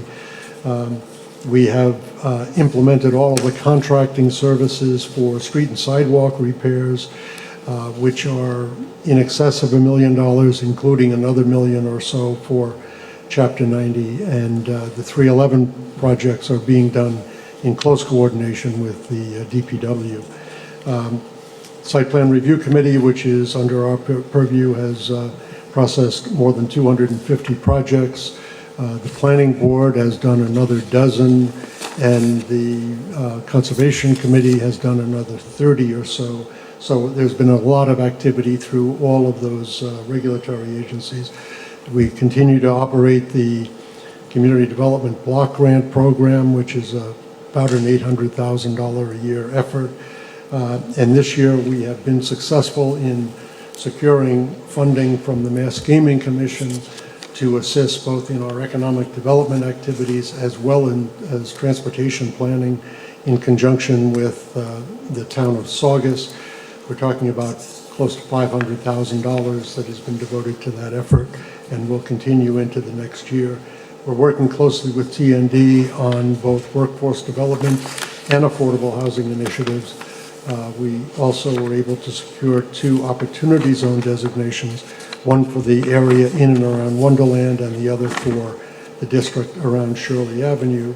And we are in the process of completing an assessment of our organizational capability. All of those will move obviously into the next year. I would just highlight, however, some of the focus for fiscal year 20 that's worth noting. We'll continue with our economic development activities on a broad front, but with increasing emphasis on the need for an opportunity for commercial development, particularly in Wonderland, at NECO, and at Caddy Farms. Those projects have already been begun, but I think they will come to fruition in fiscal year 20, and we are certainly all looking forward to that and to the employment opportunities that they will create. On the housing side, we are paying increasing attention to the need to maintain the affordability of our existing housing and to create new affordable housing opportunities. Almost all of the development, particularly along the waterfront, has been market rate, which has been beneficial in many respects, but we want to focus in the next fiscal year on the potential secondary effects of the increased rents that are being generated there and arguably at Suffolk Downs on the existing housing community. We continue to focus on improving our infrastructure. The street and sidewalk repair program under 311 as well as under Chapter 90 is being, continues to be expanded. Our focus also is on parkland improvements. In the last fiscal year, we did major parkland improvements at both Harmon Park and Gibson. This year, we certainly will be doing Curtis and others, so that program continues. Paul had referenced the N-Grid program. I think it is worth noting that Revere will be the first municipality in a new N-Grid program that will convert all of our streetlights to LED at no cost to the city. You may know in the past, the only way you could do that was to actually purchase the streetlights, which was a major capital investment. That will not be required. All of this will be done at N-Grid's expense, and the annual savings, once completed, should be $150,000 to $180,000 a year. So it's kind of all benefit, no cost. They will begin it this year. They hope to have it completed by the end of this calendar year. So it's a major effort that will be a big improvement and a big savings. We are also looking finally at the capabilities of the department itself. We are in something of a transition. I'll be 77 in a couple of months. We have 3 people who are on semi-retired status. We want to emphasize workforce development activities, which is kind of a new focal point of ours. One, by the way, that was dramatized by Amazon, where it became perfectly clear that our economic development activities were perhaps a bit ahead of our workforce development, and that we would be perhaps with Amazon creating jobs that we were not ready for Revere residents to fill. So we're trying to close that gap, and also in the commercial development sector, create jobs for which people are relatively ready now. We're working with TND on this effort. The initial focus, for example, will be on the hospitality sector, given the new hotels that are being created here, given the casino, etc. So those are the focal points for fiscal year 20. Much of them are continuation and refinement of what has been done in fiscal year 2019. I will say just a couple of quick things about the numbers and be glad to answer any questions. One thing that I think is worthy of note, we have 10 employees in the department, full-time and part-time, in no small part because of the new budgeting procedures implemented by our auditor right in front of me here. All of our employees, regardless of whether they are appropriated from the city or funded from other sources, are now shown in our official budget. As you may know, in previous years, the official budget of this agency only included appropriated funds, which was the director and the chief planner, i.e. myself and Frank Stringy. We now have all of our employees shown in this department in this budget, and I think that's helpful from my perspective. I think it's helpful from your perspective, and I think it reflects well on the new budgeting procedures that the auditor has put in place. Secondly, I would say if we have noted here that there are 2 new employees, one of those employees, Clerk 1, has actually been employed since 2014 in our department, but was a seasonal employee, has been converted to a permanent employee. So it's only a relatively minor financial change, but it's a significant change from his perspective. And our other new employee is the CDBG program director. Shortly before I came, which was July of 2016, we lost our program director for personal reasons. We were actually able to attract her back. She's extremely experienced and proficient in the administration of the CDBG program, and also will be expanding that program on the funding for that program beyond our basic grant to include new funds for first-time home buyers, housing rehabilitation, etc. So it's a very good investment. She is a new employee technically, but in a sense she's a returning employee, still appropriately identified as Y, but I just want to clarify that. The other thing I would say is, under part-time salaries, we have $133,000. That represents our 3 semi-retired individuals. They are, by name, as you will undoubtedly know, Frank Stringy, Bill Ash, and John Squibb. Each of them has been semi-retired in each of the preceding 3 fiscal years. They are, as I said last year, the best bargain that this department and this city has, because those people are absolutely fundamental to the work of our department. Their institutional experience and memory is unparalleled. It's also one of the reasons why we are focusing on a succession plan, if you will, to transition out of that kind of expertise, which we have for the foreseeable future. Nobody's planning to fully retire, but I just want to emphasize, since they're all in one line item, how important that is, and that's $133,000 for 3 indispensable individuals. That's it, unless you have any questions. Well, thank you very much for that detailed explanation, Bob. It's very much appreciated. If the councilors want to move on to page 86 and then on to page 87 and 88, if there's any questions for Bob, councilors, you're more than welcome to ask them at this time, or ask any general questions you might have. No questions, Councilor Zambudo?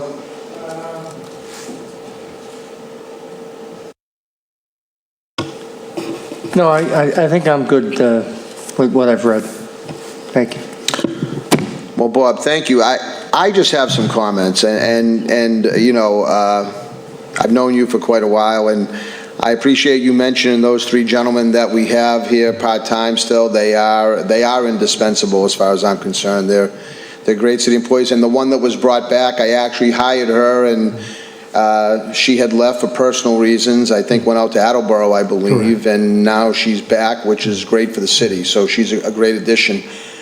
The only thing I'm going to say, and this has nothing to do with the budget, because I'm a big believer in economic development, but I don't think it's any secret to you. I am completely against the proliferation, and now looking at page 83, the continued proliferation of what's listed here on page 83 are major ongoing residential projects. It's just out of control. I don't know. You live on the beach, and I went to that meeting down on Ocean Avenue, and I don't know that I've ever seen 5 or 6 developers present 5 or 6 separate residential projects like that before. And, you know, I'm hearing it. This is not, you know, this is not something that I'm creating or fabricating or, you know, and look, it's great to have fundamental differences, and I think we probably have fundamental differences when it comes to that. But I am much more concerned about people that live here already and their quality of life versus bringing more and more people and more stress on our already crowded roadways, more stress on our infrastructure.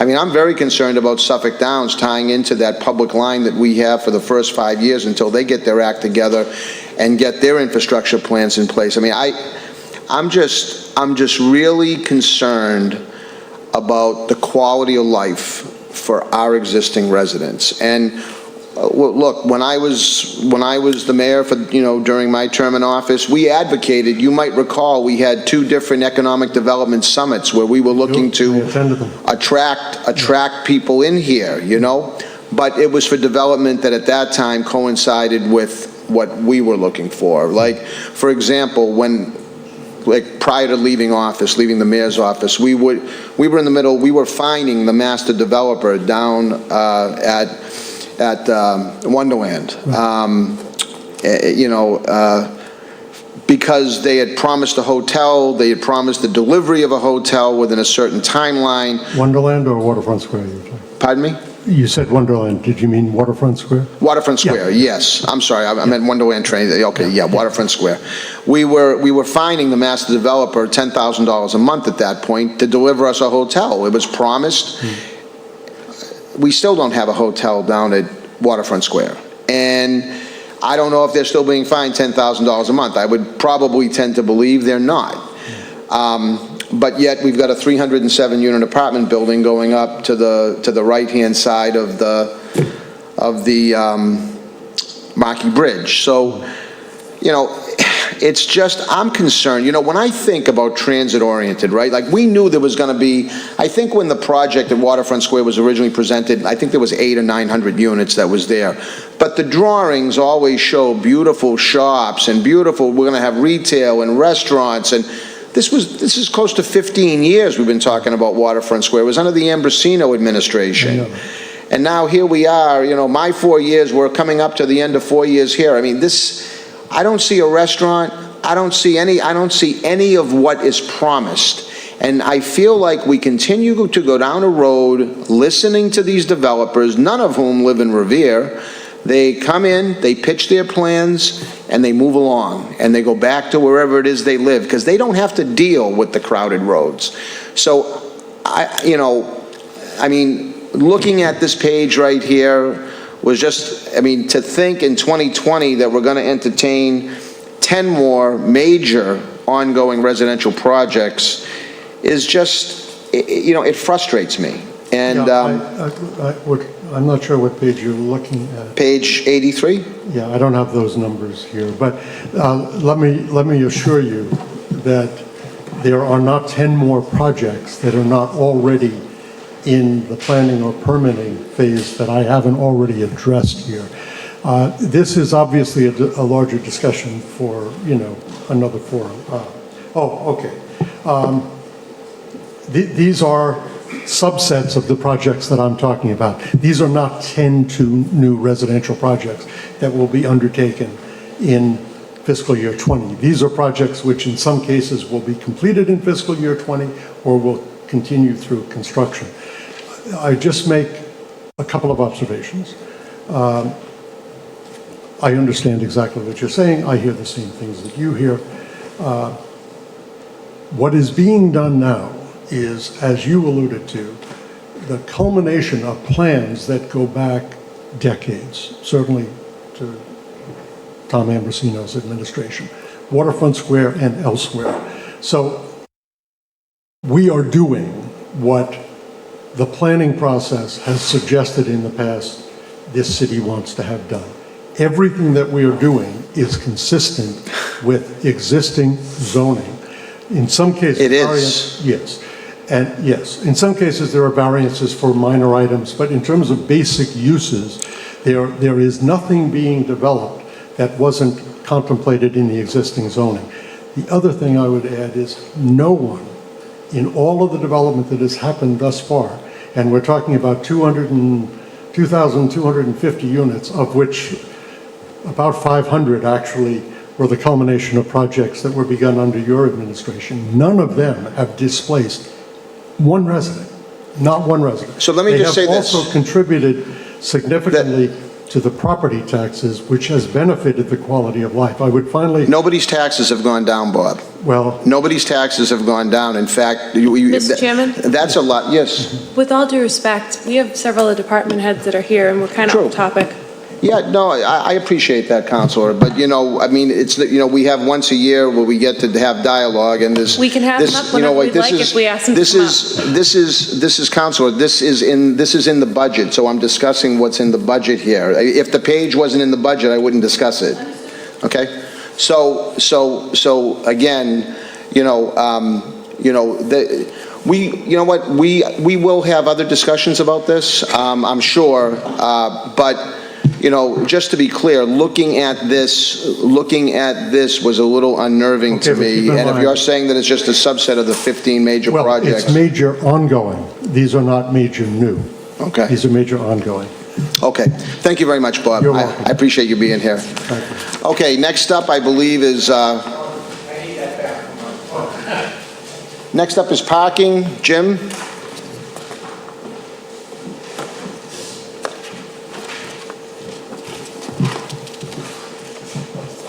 Parking is under page 123.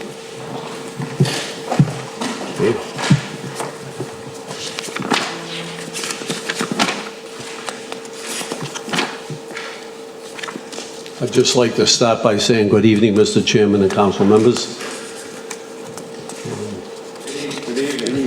Thank you. Good evening. All set? All set. I'm Okay. waiting for you. All right, so we're going to actually start off with accomplishments, the parking department's accomplishments.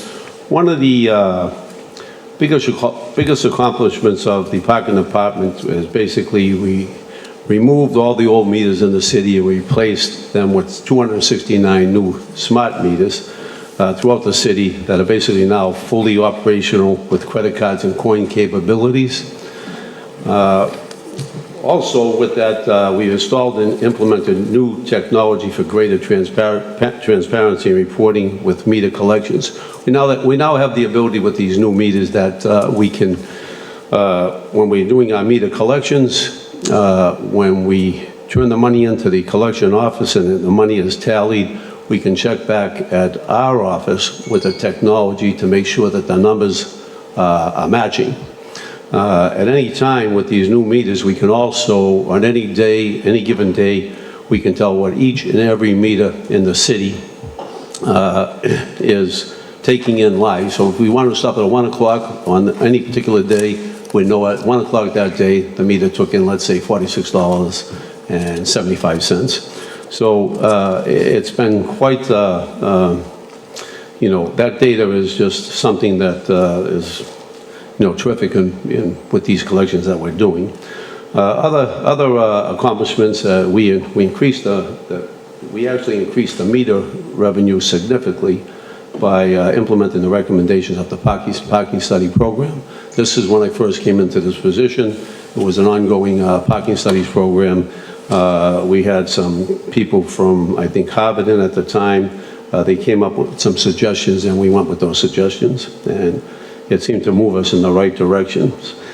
We increased the meter hours for an additional 2 hours per day, and basically that brought us up with in line with the other neighboring cities and towns.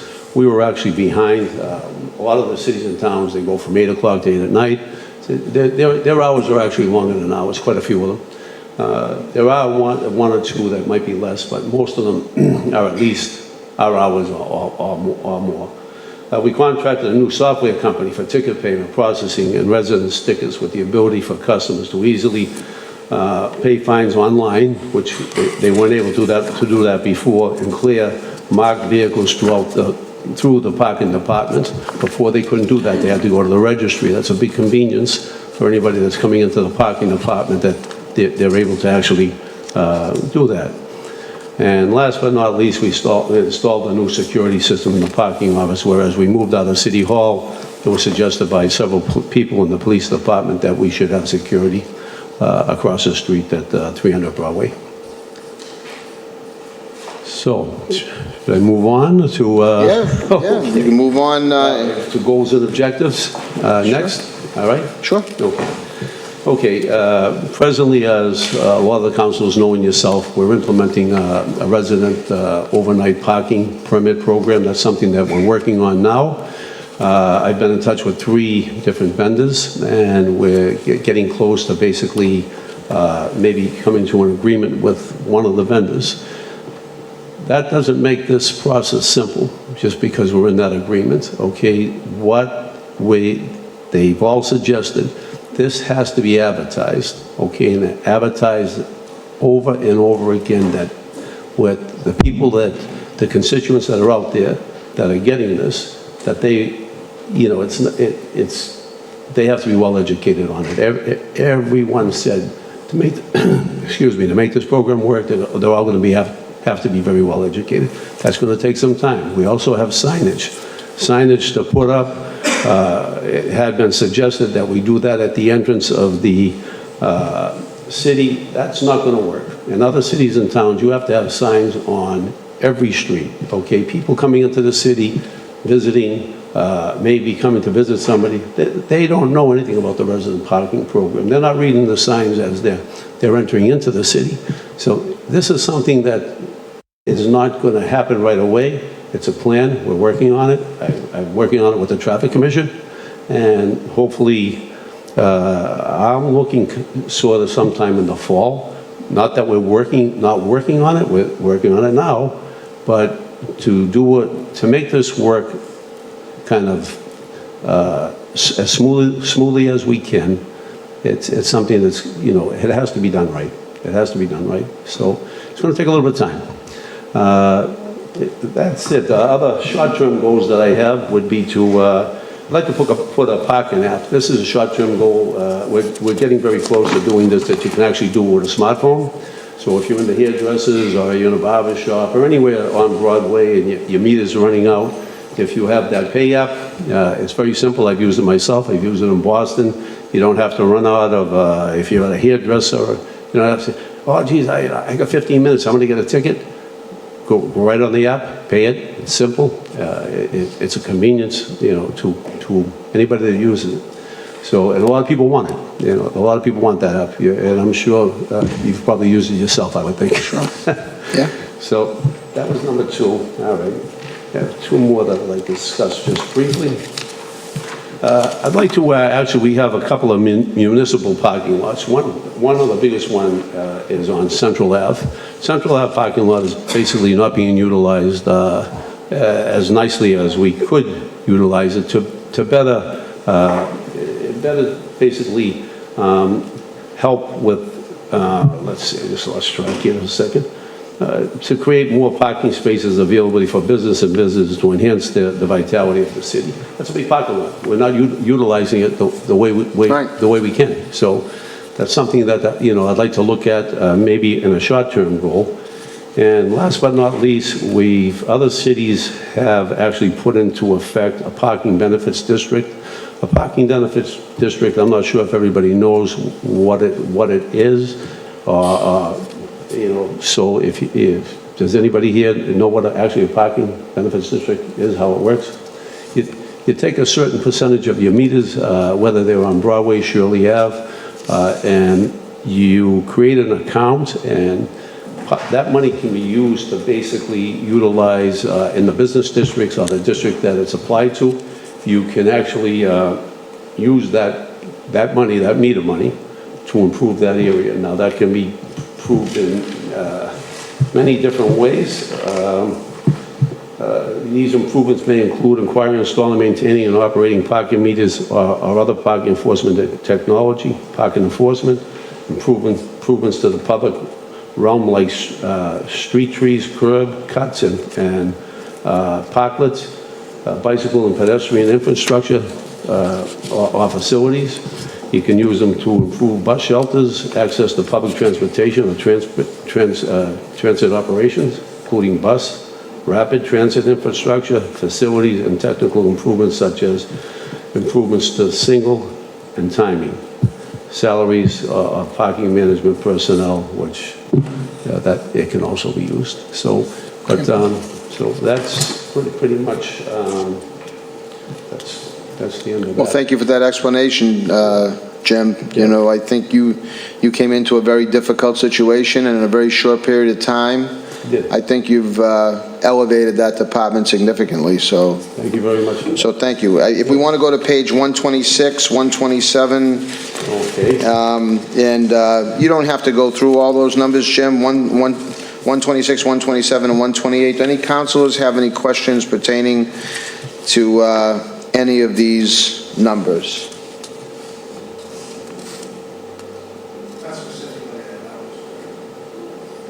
Did you want to speak, Council? Yeah. Councilor Zambudo. Thank you, Mr. Chairman. I don't have any specifics on the numbers. They are what they are. I just want to, again, state how happy I am to see this gentleman turn this parking situation around. I knew the quality of the person, and I didn't realize how quickly this parking system was going to turn around. And I want to commend you for your hard work and dedication. And we're lucky to have you. I said that when you got hired, and you've proved me right. Thank you. I want to thank you, Councilor Zambudo. Council President Quinasso. Mr. Chairman, I certainly think that the mayor did the right thing in hiring this man. This guy has been nothing but great since he's put his efforts into correcting a serious situation. But I think there's a very simple solution as to how to identify and inform the public as what's going to take place. There's two very, very important pieces of mail that they get. One is their excise tax bill that comes out once a year, but more importantly, every quarter we send a tax bill. Now, a little disclaimer in those bills, and that notifies everybody. That has to be noted. Right. You know, So, and for those people who aren't going to be notified in terms of the signage and all that, the outsiders that are coming in and parking there illegally, well, they're going to soon find out that once they get the ticket, they'll only take one, and then they'll make inquiries to why you got the ticket. And so that takes care of all the advertising money. You don't need to go out and advertise all the time. There's a very simple way to do it. you know, I'm in full agreement with you, Councilor, on a lot of that. We talked actually about rolling it out with the excise taxes. Unfortunately, mixed in with those excise taxes, you also have trucks, vehicles that are leased, rental vehicles that people rent. And in talking to these gentlemen that I've been talking to that do this for a living with these stickers, that all has to be broken down and separated. And that's something that we can't handle in my office. It would be impossible to think that realistically we could handle 34,000. So we'd have to have somebody actually do a fulfillment on that. They'll research all that. They'll take they were going to work off that excise tax list, but like he says, it's just not a simple, Jim, to take that. I think the best form is a tax bill myself, because that comes out quarterly. We're going to go with that. We're going to actually go with that, but they still have to break it down. And that's where he says the time comes in, you know, to break that down and get it out. And they all said educating the public, you know, because it's not,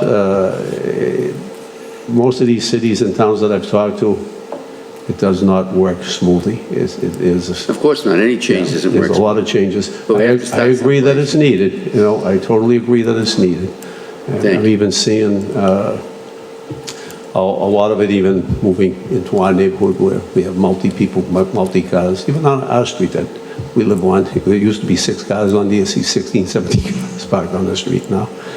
So with that, Thank you, Mr. Chairman. Thank you. Thank you. Well, again, Jim, I appreciate you being here. I wholeheartedly agree that you can't roll out this program without signage on every street. Every really. street. You know, It has I mean, I'm not sure how you could uphold fines if there was no signs there telling people not to park. What are they going to say? You should have saw it on the way in the city? Yeah, you know, we have problems with That just signage. doesn't make any sense to me. And that in and of itself, I think, is going to be a major expense when you start thinking about putting, similar to street sweeping, what we had to do with street sweeping. So it'll be a similar cost. It's going to be significant. And it's going to take some time. It's a cost and it's going to take some time. And that's it. So we're working on it, and you know, Well, we're not again, best to implement it. Yep. With the growth rate of the city, with the number of people moving in, with the number of new developments, with all this stuff, it's putting that strain on parking that we already had strain. So we don't, unfortunately, this is no longer a luxury, it's a mandatory. We really have to do it. And, you know, there'll be some positive byproducts, but, you know, we're still going to be dealing with a lot of vehicles, unfortunately, and, you know, I've always said, you know, people want a certain quality of life, and, you know, to not be able to come home and park in front of your house if you don't have any off-street parking, or if you have a number of vehicles that you need to park on the street and not be able to get a spot, there's not much that can be more frustrating than that. So, but anyway, you're doing a tremendous job, Jim, and I appreciate your professionalism and your hard work. I appreciate it, hearing it from you. I appreciate it very much. Thank you. Thank you, Jim. Any other questions? Appreciate it. Thank you for staying over, too. I know we'd hoped to get out of here by 8 o'clock, so. All done, all set. Okay, thank you. All right, Everybody thank have a you. nice night. We'll try to move along as quickly as we can. Thank you thank you so much, Jim. Dana, thank you for being here. We're on assessors, which is page 43.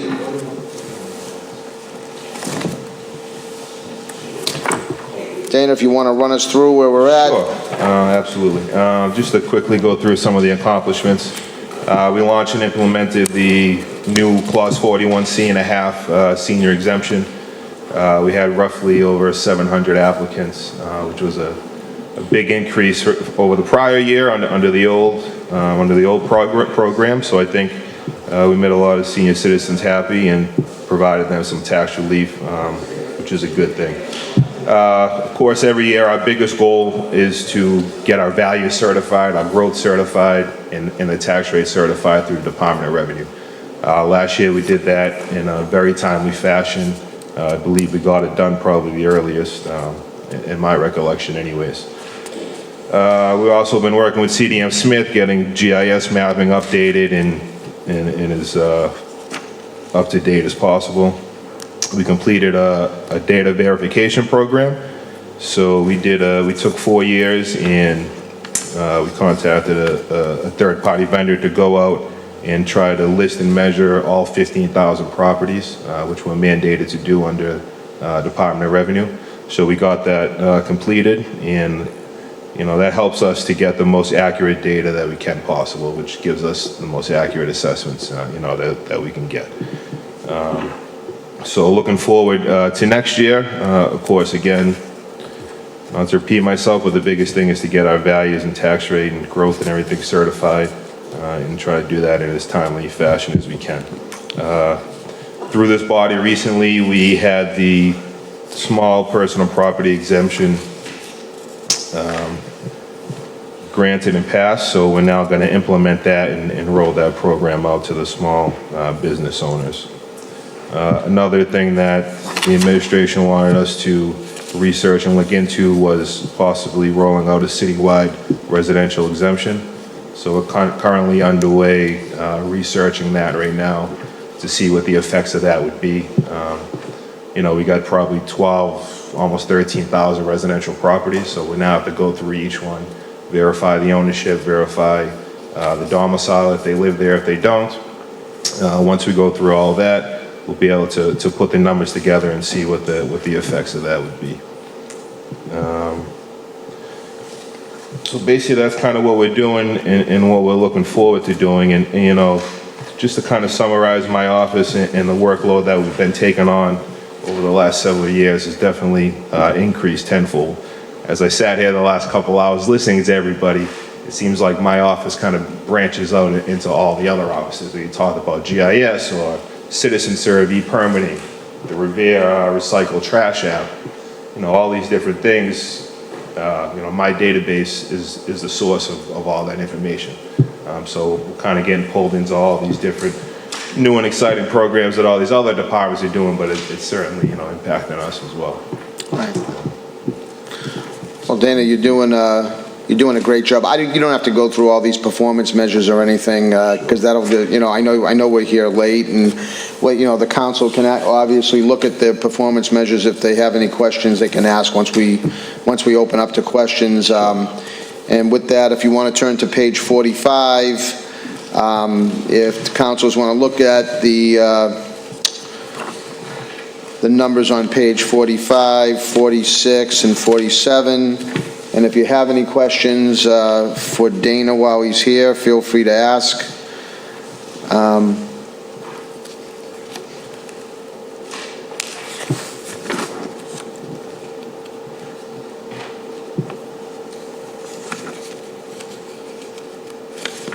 Any councilors have any questions for Chairman of the Board of Assessors? Councilor Zambudo. Again, I'm sounding like a broken record, but we've got some great department heads, and just want to congratulate Dana on the work he's done. And we know how hard you work down there, and we appreciate it. Thank you. Thank you. Any other councilors have any questions? Dana, I just, obviously I want to thank you. For staying here a little overtime with us. I've always respected the work that you do. You have always represented the city well. And, obviously we're, happy to have you there. Thank you. I'm not going to get into that right now. I noticed that there's one new employee. What was the purpose of the new employee? Sure. So I guess I try to touch on it a little bit, but really the workload has just been overwhelming with all of the development going on in the city. having to forecast growth and meet with developers and project out, tax implications for that. Again, the 41C and a half, we went from 70 applications to over 700, and I project that to be even more next year. Possible the residential exemption, which would be 12 or 13,000 applications coming in and different things like that. So with all of that workload, it's really hard for everybody to provide the high level of customer service we want to provide for taxpayers who are coming in the office and still achieve what we have to do on the back end. So this was really to get a clerk in there to kind of service the front end of the office, while we can kind of still get the work done that we need to get done. Also, that was a pre-existing position several years ago that we lost back when Ambrosino was here, and we had a budget crunch, and they cut out clerk, several years ago, and we never really recovered from that. So, adding this person kind of gives us a full complement and allows us to give the services that we want to. Okay, well, that's all the questions I have. So Dana, thank you very much for being here. And,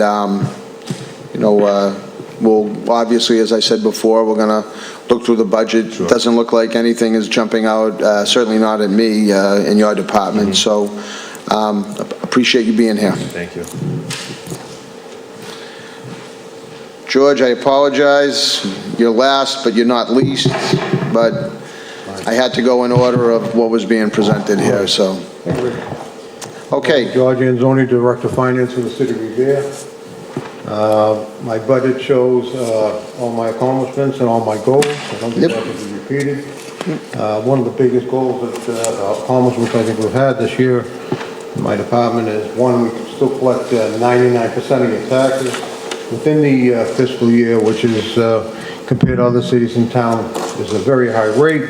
We also turn over tax title before the end of the fiscal year, which allows our financials to look a lot stronger, and our aggressive collections look much better.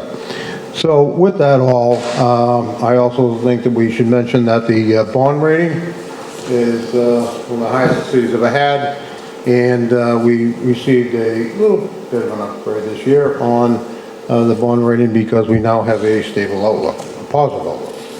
So with all of that, I have my budget prepared with a number of people. However, I do want to mention something. I heard one department head up here mention the fact that he had employees who were the best buys in the city. I do, in deference to all the other employees of the city, I have a full respect for them. I think my two assistants are the best buy. My assistant collector and my assistant treasurer are the best buy the cities could have. Right, Richard? So with all of that, I do want to say that this is the budget as I presented. There are increases. There are increases in health insurance. In my part of this is the workman's comp. I no longer handle workman's compensation. That's been given to another department. So I don't have any answers on that. Looking at the health insurance has gone up quite a bit because of our poor experience rate. And that's something you have no control of. You have no control over who gets sick, how long they get sick. And I know it's a hard way to look at it, and you hope nobody ever gets sick. But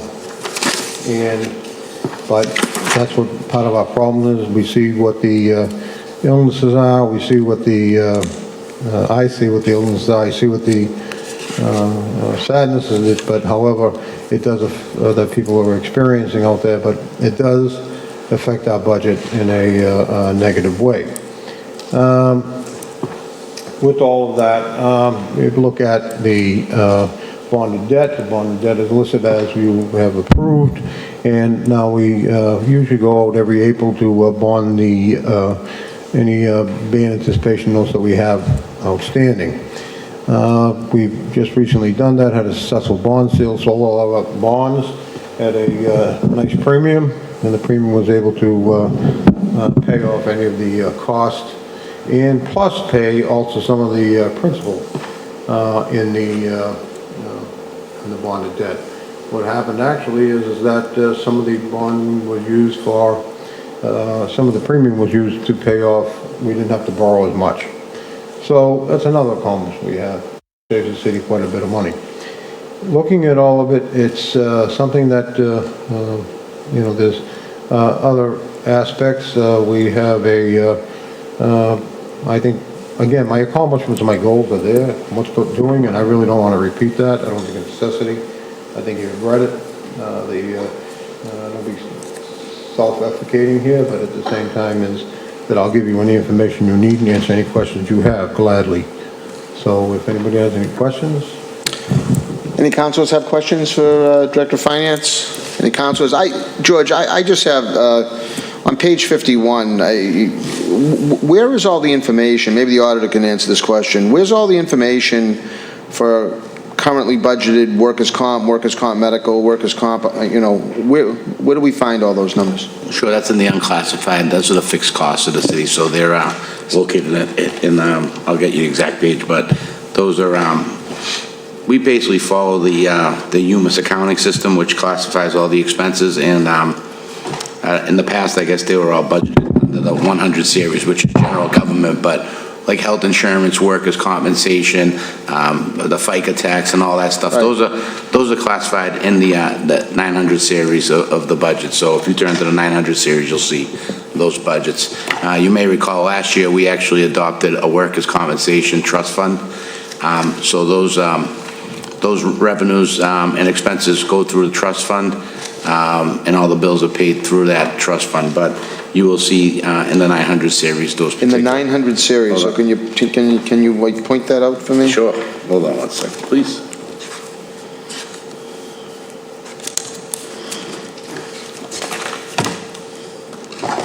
Debt service starts on page 199, and then most of the fixed costs are in that section there. Under debt service? Well, that's for debt service. That's also part of the finance director's budget. And then unclassified starts on page 201. And again, when you look at the budget summary, you'll see that, again, and I apologize, and I understand it's, the target moves sometimes because we do try to create the best budget we could, and when we classify things in different areas, it is difficult to track sometimes, and that's why I try to be here for all the meetings to help navigate that. But the workers' compensation budget in 2018 was budgeted in this 900 series, and then last year and continuing this year, we've adopted a workers' compensation trust fund. And the benefit of having a trust fund is basically general fund appropriations. Once the year's over, they close out. So if there's monies there, it just dumps into the fund balance, and then you have to reappropriate it. The idea of having the workers' compensation trust fund is that that money remains in the trust fund, it accrues interest, and it remains year over year. So we try to consider best practice, but we try to set these trust funds up so that these volatile accounts, it's hard to understand what a budget would be properly for a workers' comp. You may have a lot of cases, you may not have many. So those types of budgets are difficult to budget year to year. So there's mechanisms that allow you to set up workers' compensation trust funds, et cetera. So that's why you don't see those numbers there.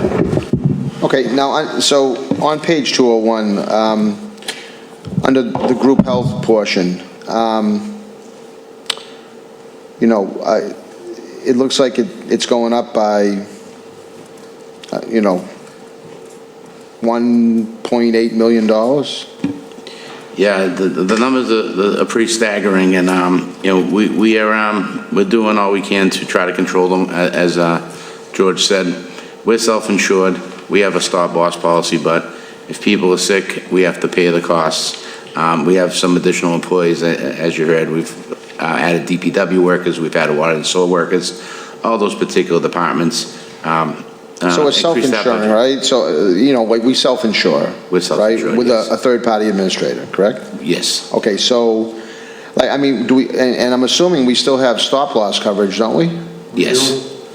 Okay, and that, is that at 500,000? No, 250. 250,000? Okay. So it just, just seems like the experience, going from FY18 to FY20, it is staggering. It's like, it's over $4 million increase. Just to remind, I'm sorry, Judge. The answer to that is that the other part of it is that we had an employee holiday, and this is a result of not having an employee holiday. The trust fund balance needs to be at a certain level. There's something wrong with my mic. Oh, excuse me, that's nice. Thank you. I'll speak into the mic. The trust fund balance needs to be at a certain level, and it wasn't prudent to have it go any lower below that level.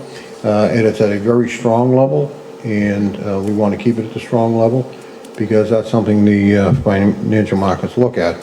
And then again, our experience rate has been very poor because of the fact that the people that we insure have been getting illnesses, and that's something we just cannot control.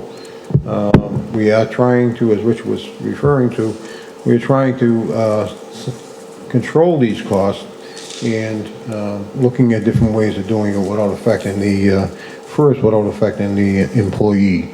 The city has a very rich insurance policy for its employees, and there are ways that we can look at saving, and we're trying to look at that. I also, if you noticed, I put in for Monday night a number of communications on the OPEB trust fund. There are ways that gets linked into the health insurance. So all this really revolves around are connected with each other. How much of this health insurance is attributed to new employees since FY18 to FY20? That I don't have off the top of my head. How many new employees have we had, Richard, since then? I would have to get that information, but I also want to just make note of one other thing with this insurance.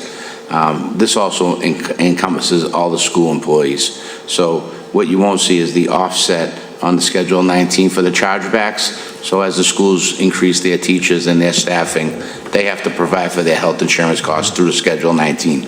So what you see here is a gross number. I mean, I know our student population is exploding, but like, I just don't know what the attributable increase could be to Actually, there's a FTE, if you give me a second, I'll find the FTE count that's in You there. know what, rather than keep everybody here, if you want to just get that information to me so I have it. It's in the budget, I was just going to point out where it is. Go ahead, Yeah. go ahead then, yeah, go ahead.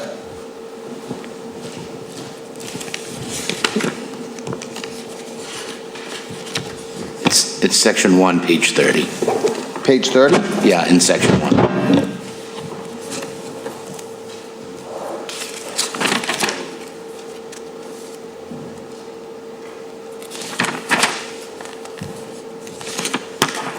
Section 1, page 30.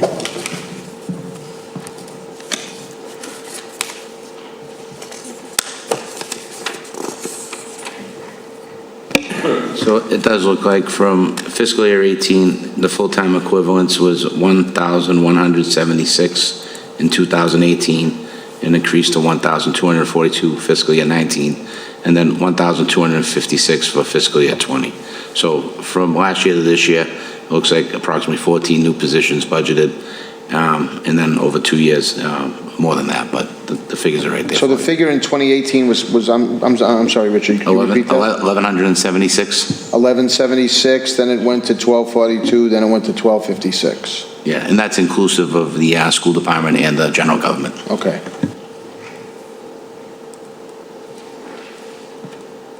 Okay.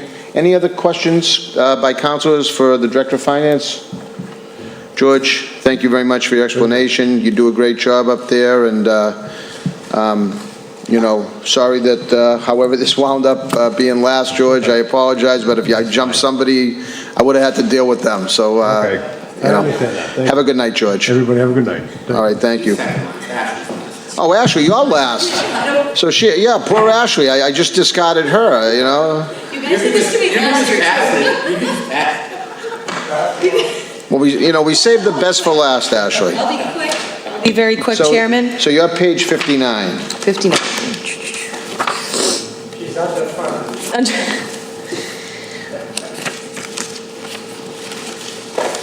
This year, we're actually requesting one new position for my office. This would be for an archivist. We spoke about this at the previous Ways and Means meeting. You're asking about electronic records management. This person I would be overseeing, who would be assisting departments and, getting rid of this massive amounts of paper that the city has, and then we can go ahead and, categorize it and dispose of it, if we can, in accordance with the records retention manual issued by the state. So it's a huge, massive project, but having, one dedicated person on board is a, very cost savings as compared to hiring an outside agency to come in. The cost would just be astronomical, though quicker would be astronomical as compared to having just one employee dedicated for this purpose. Okay. Did you want to have me go over any goals or anything, or? Only if you want to. I think we're familiar with your goals. It's pretty straightforward. Yeah. What we do in the clerk's office, or issuing, vital records, marriage licenses, dog licenses, business certificates. We've only seen a slight increase over the years, but I did a look back, which didn't make the budget 10 years ago. You can definitely see it increasing with the increase in population that the city's facing. Sure. Yeah. Well, I know the work that gets done down there, and any councilors have anything they would like to ask the clerk? Yes. Councilor Janino. Thank you, Mr. Chairman. I'm just excited to hear about that position for the cleaning up of the records. As the chairman mentioned earlier, it's definitely something we have a huge need for in City Hall, and I'm sure your department's one of the more paper-heavy with all of the birth and death and marriage and all the different records that you have. But it's something that globally we need, and I think it's something as counselors we all recognize.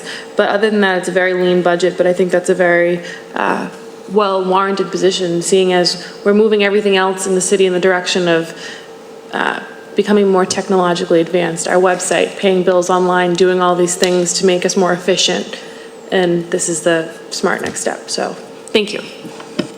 Thank you very much. Any other councilors? Councilor Zambudo? Thank you, Mr. Chairman. I certainly can't let it go unnoticed, not throwing some bouquets at Ashley, but you were on the council with me when we appointed Ashley as a city clerk, and I think it's probably the best appointment we've ever made.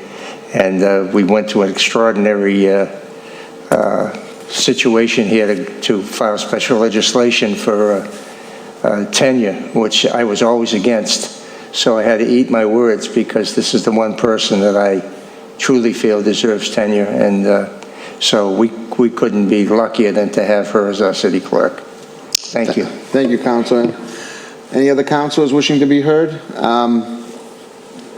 I just want to say, Ashley, it's been a pleasure working with you and all of my roles here in city government. You are all, you're accessible. I think I had to call you on a weekend just recently, and you responded within 5 minutes. Just incredible. And actually were able to accommodate me over a weekend, which, that you can't ask for any more than that. So, we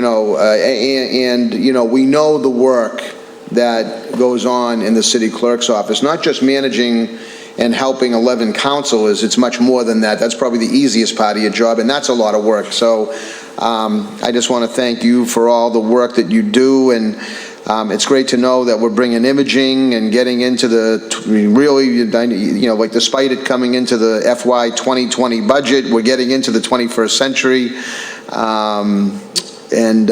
So that's, I'm sure, good news for you. And any research I've ever asked you to do, regarding motions or anything like that, I don't think I wait more than 20 minutes to get the information. So I just want to thank you for that. And as far as questions to the budget, there's not much to it. So I don't have any questions for the numbers, and just want to again thank you for your service, and thank you to your members of your department that I know are also equally as hardworking.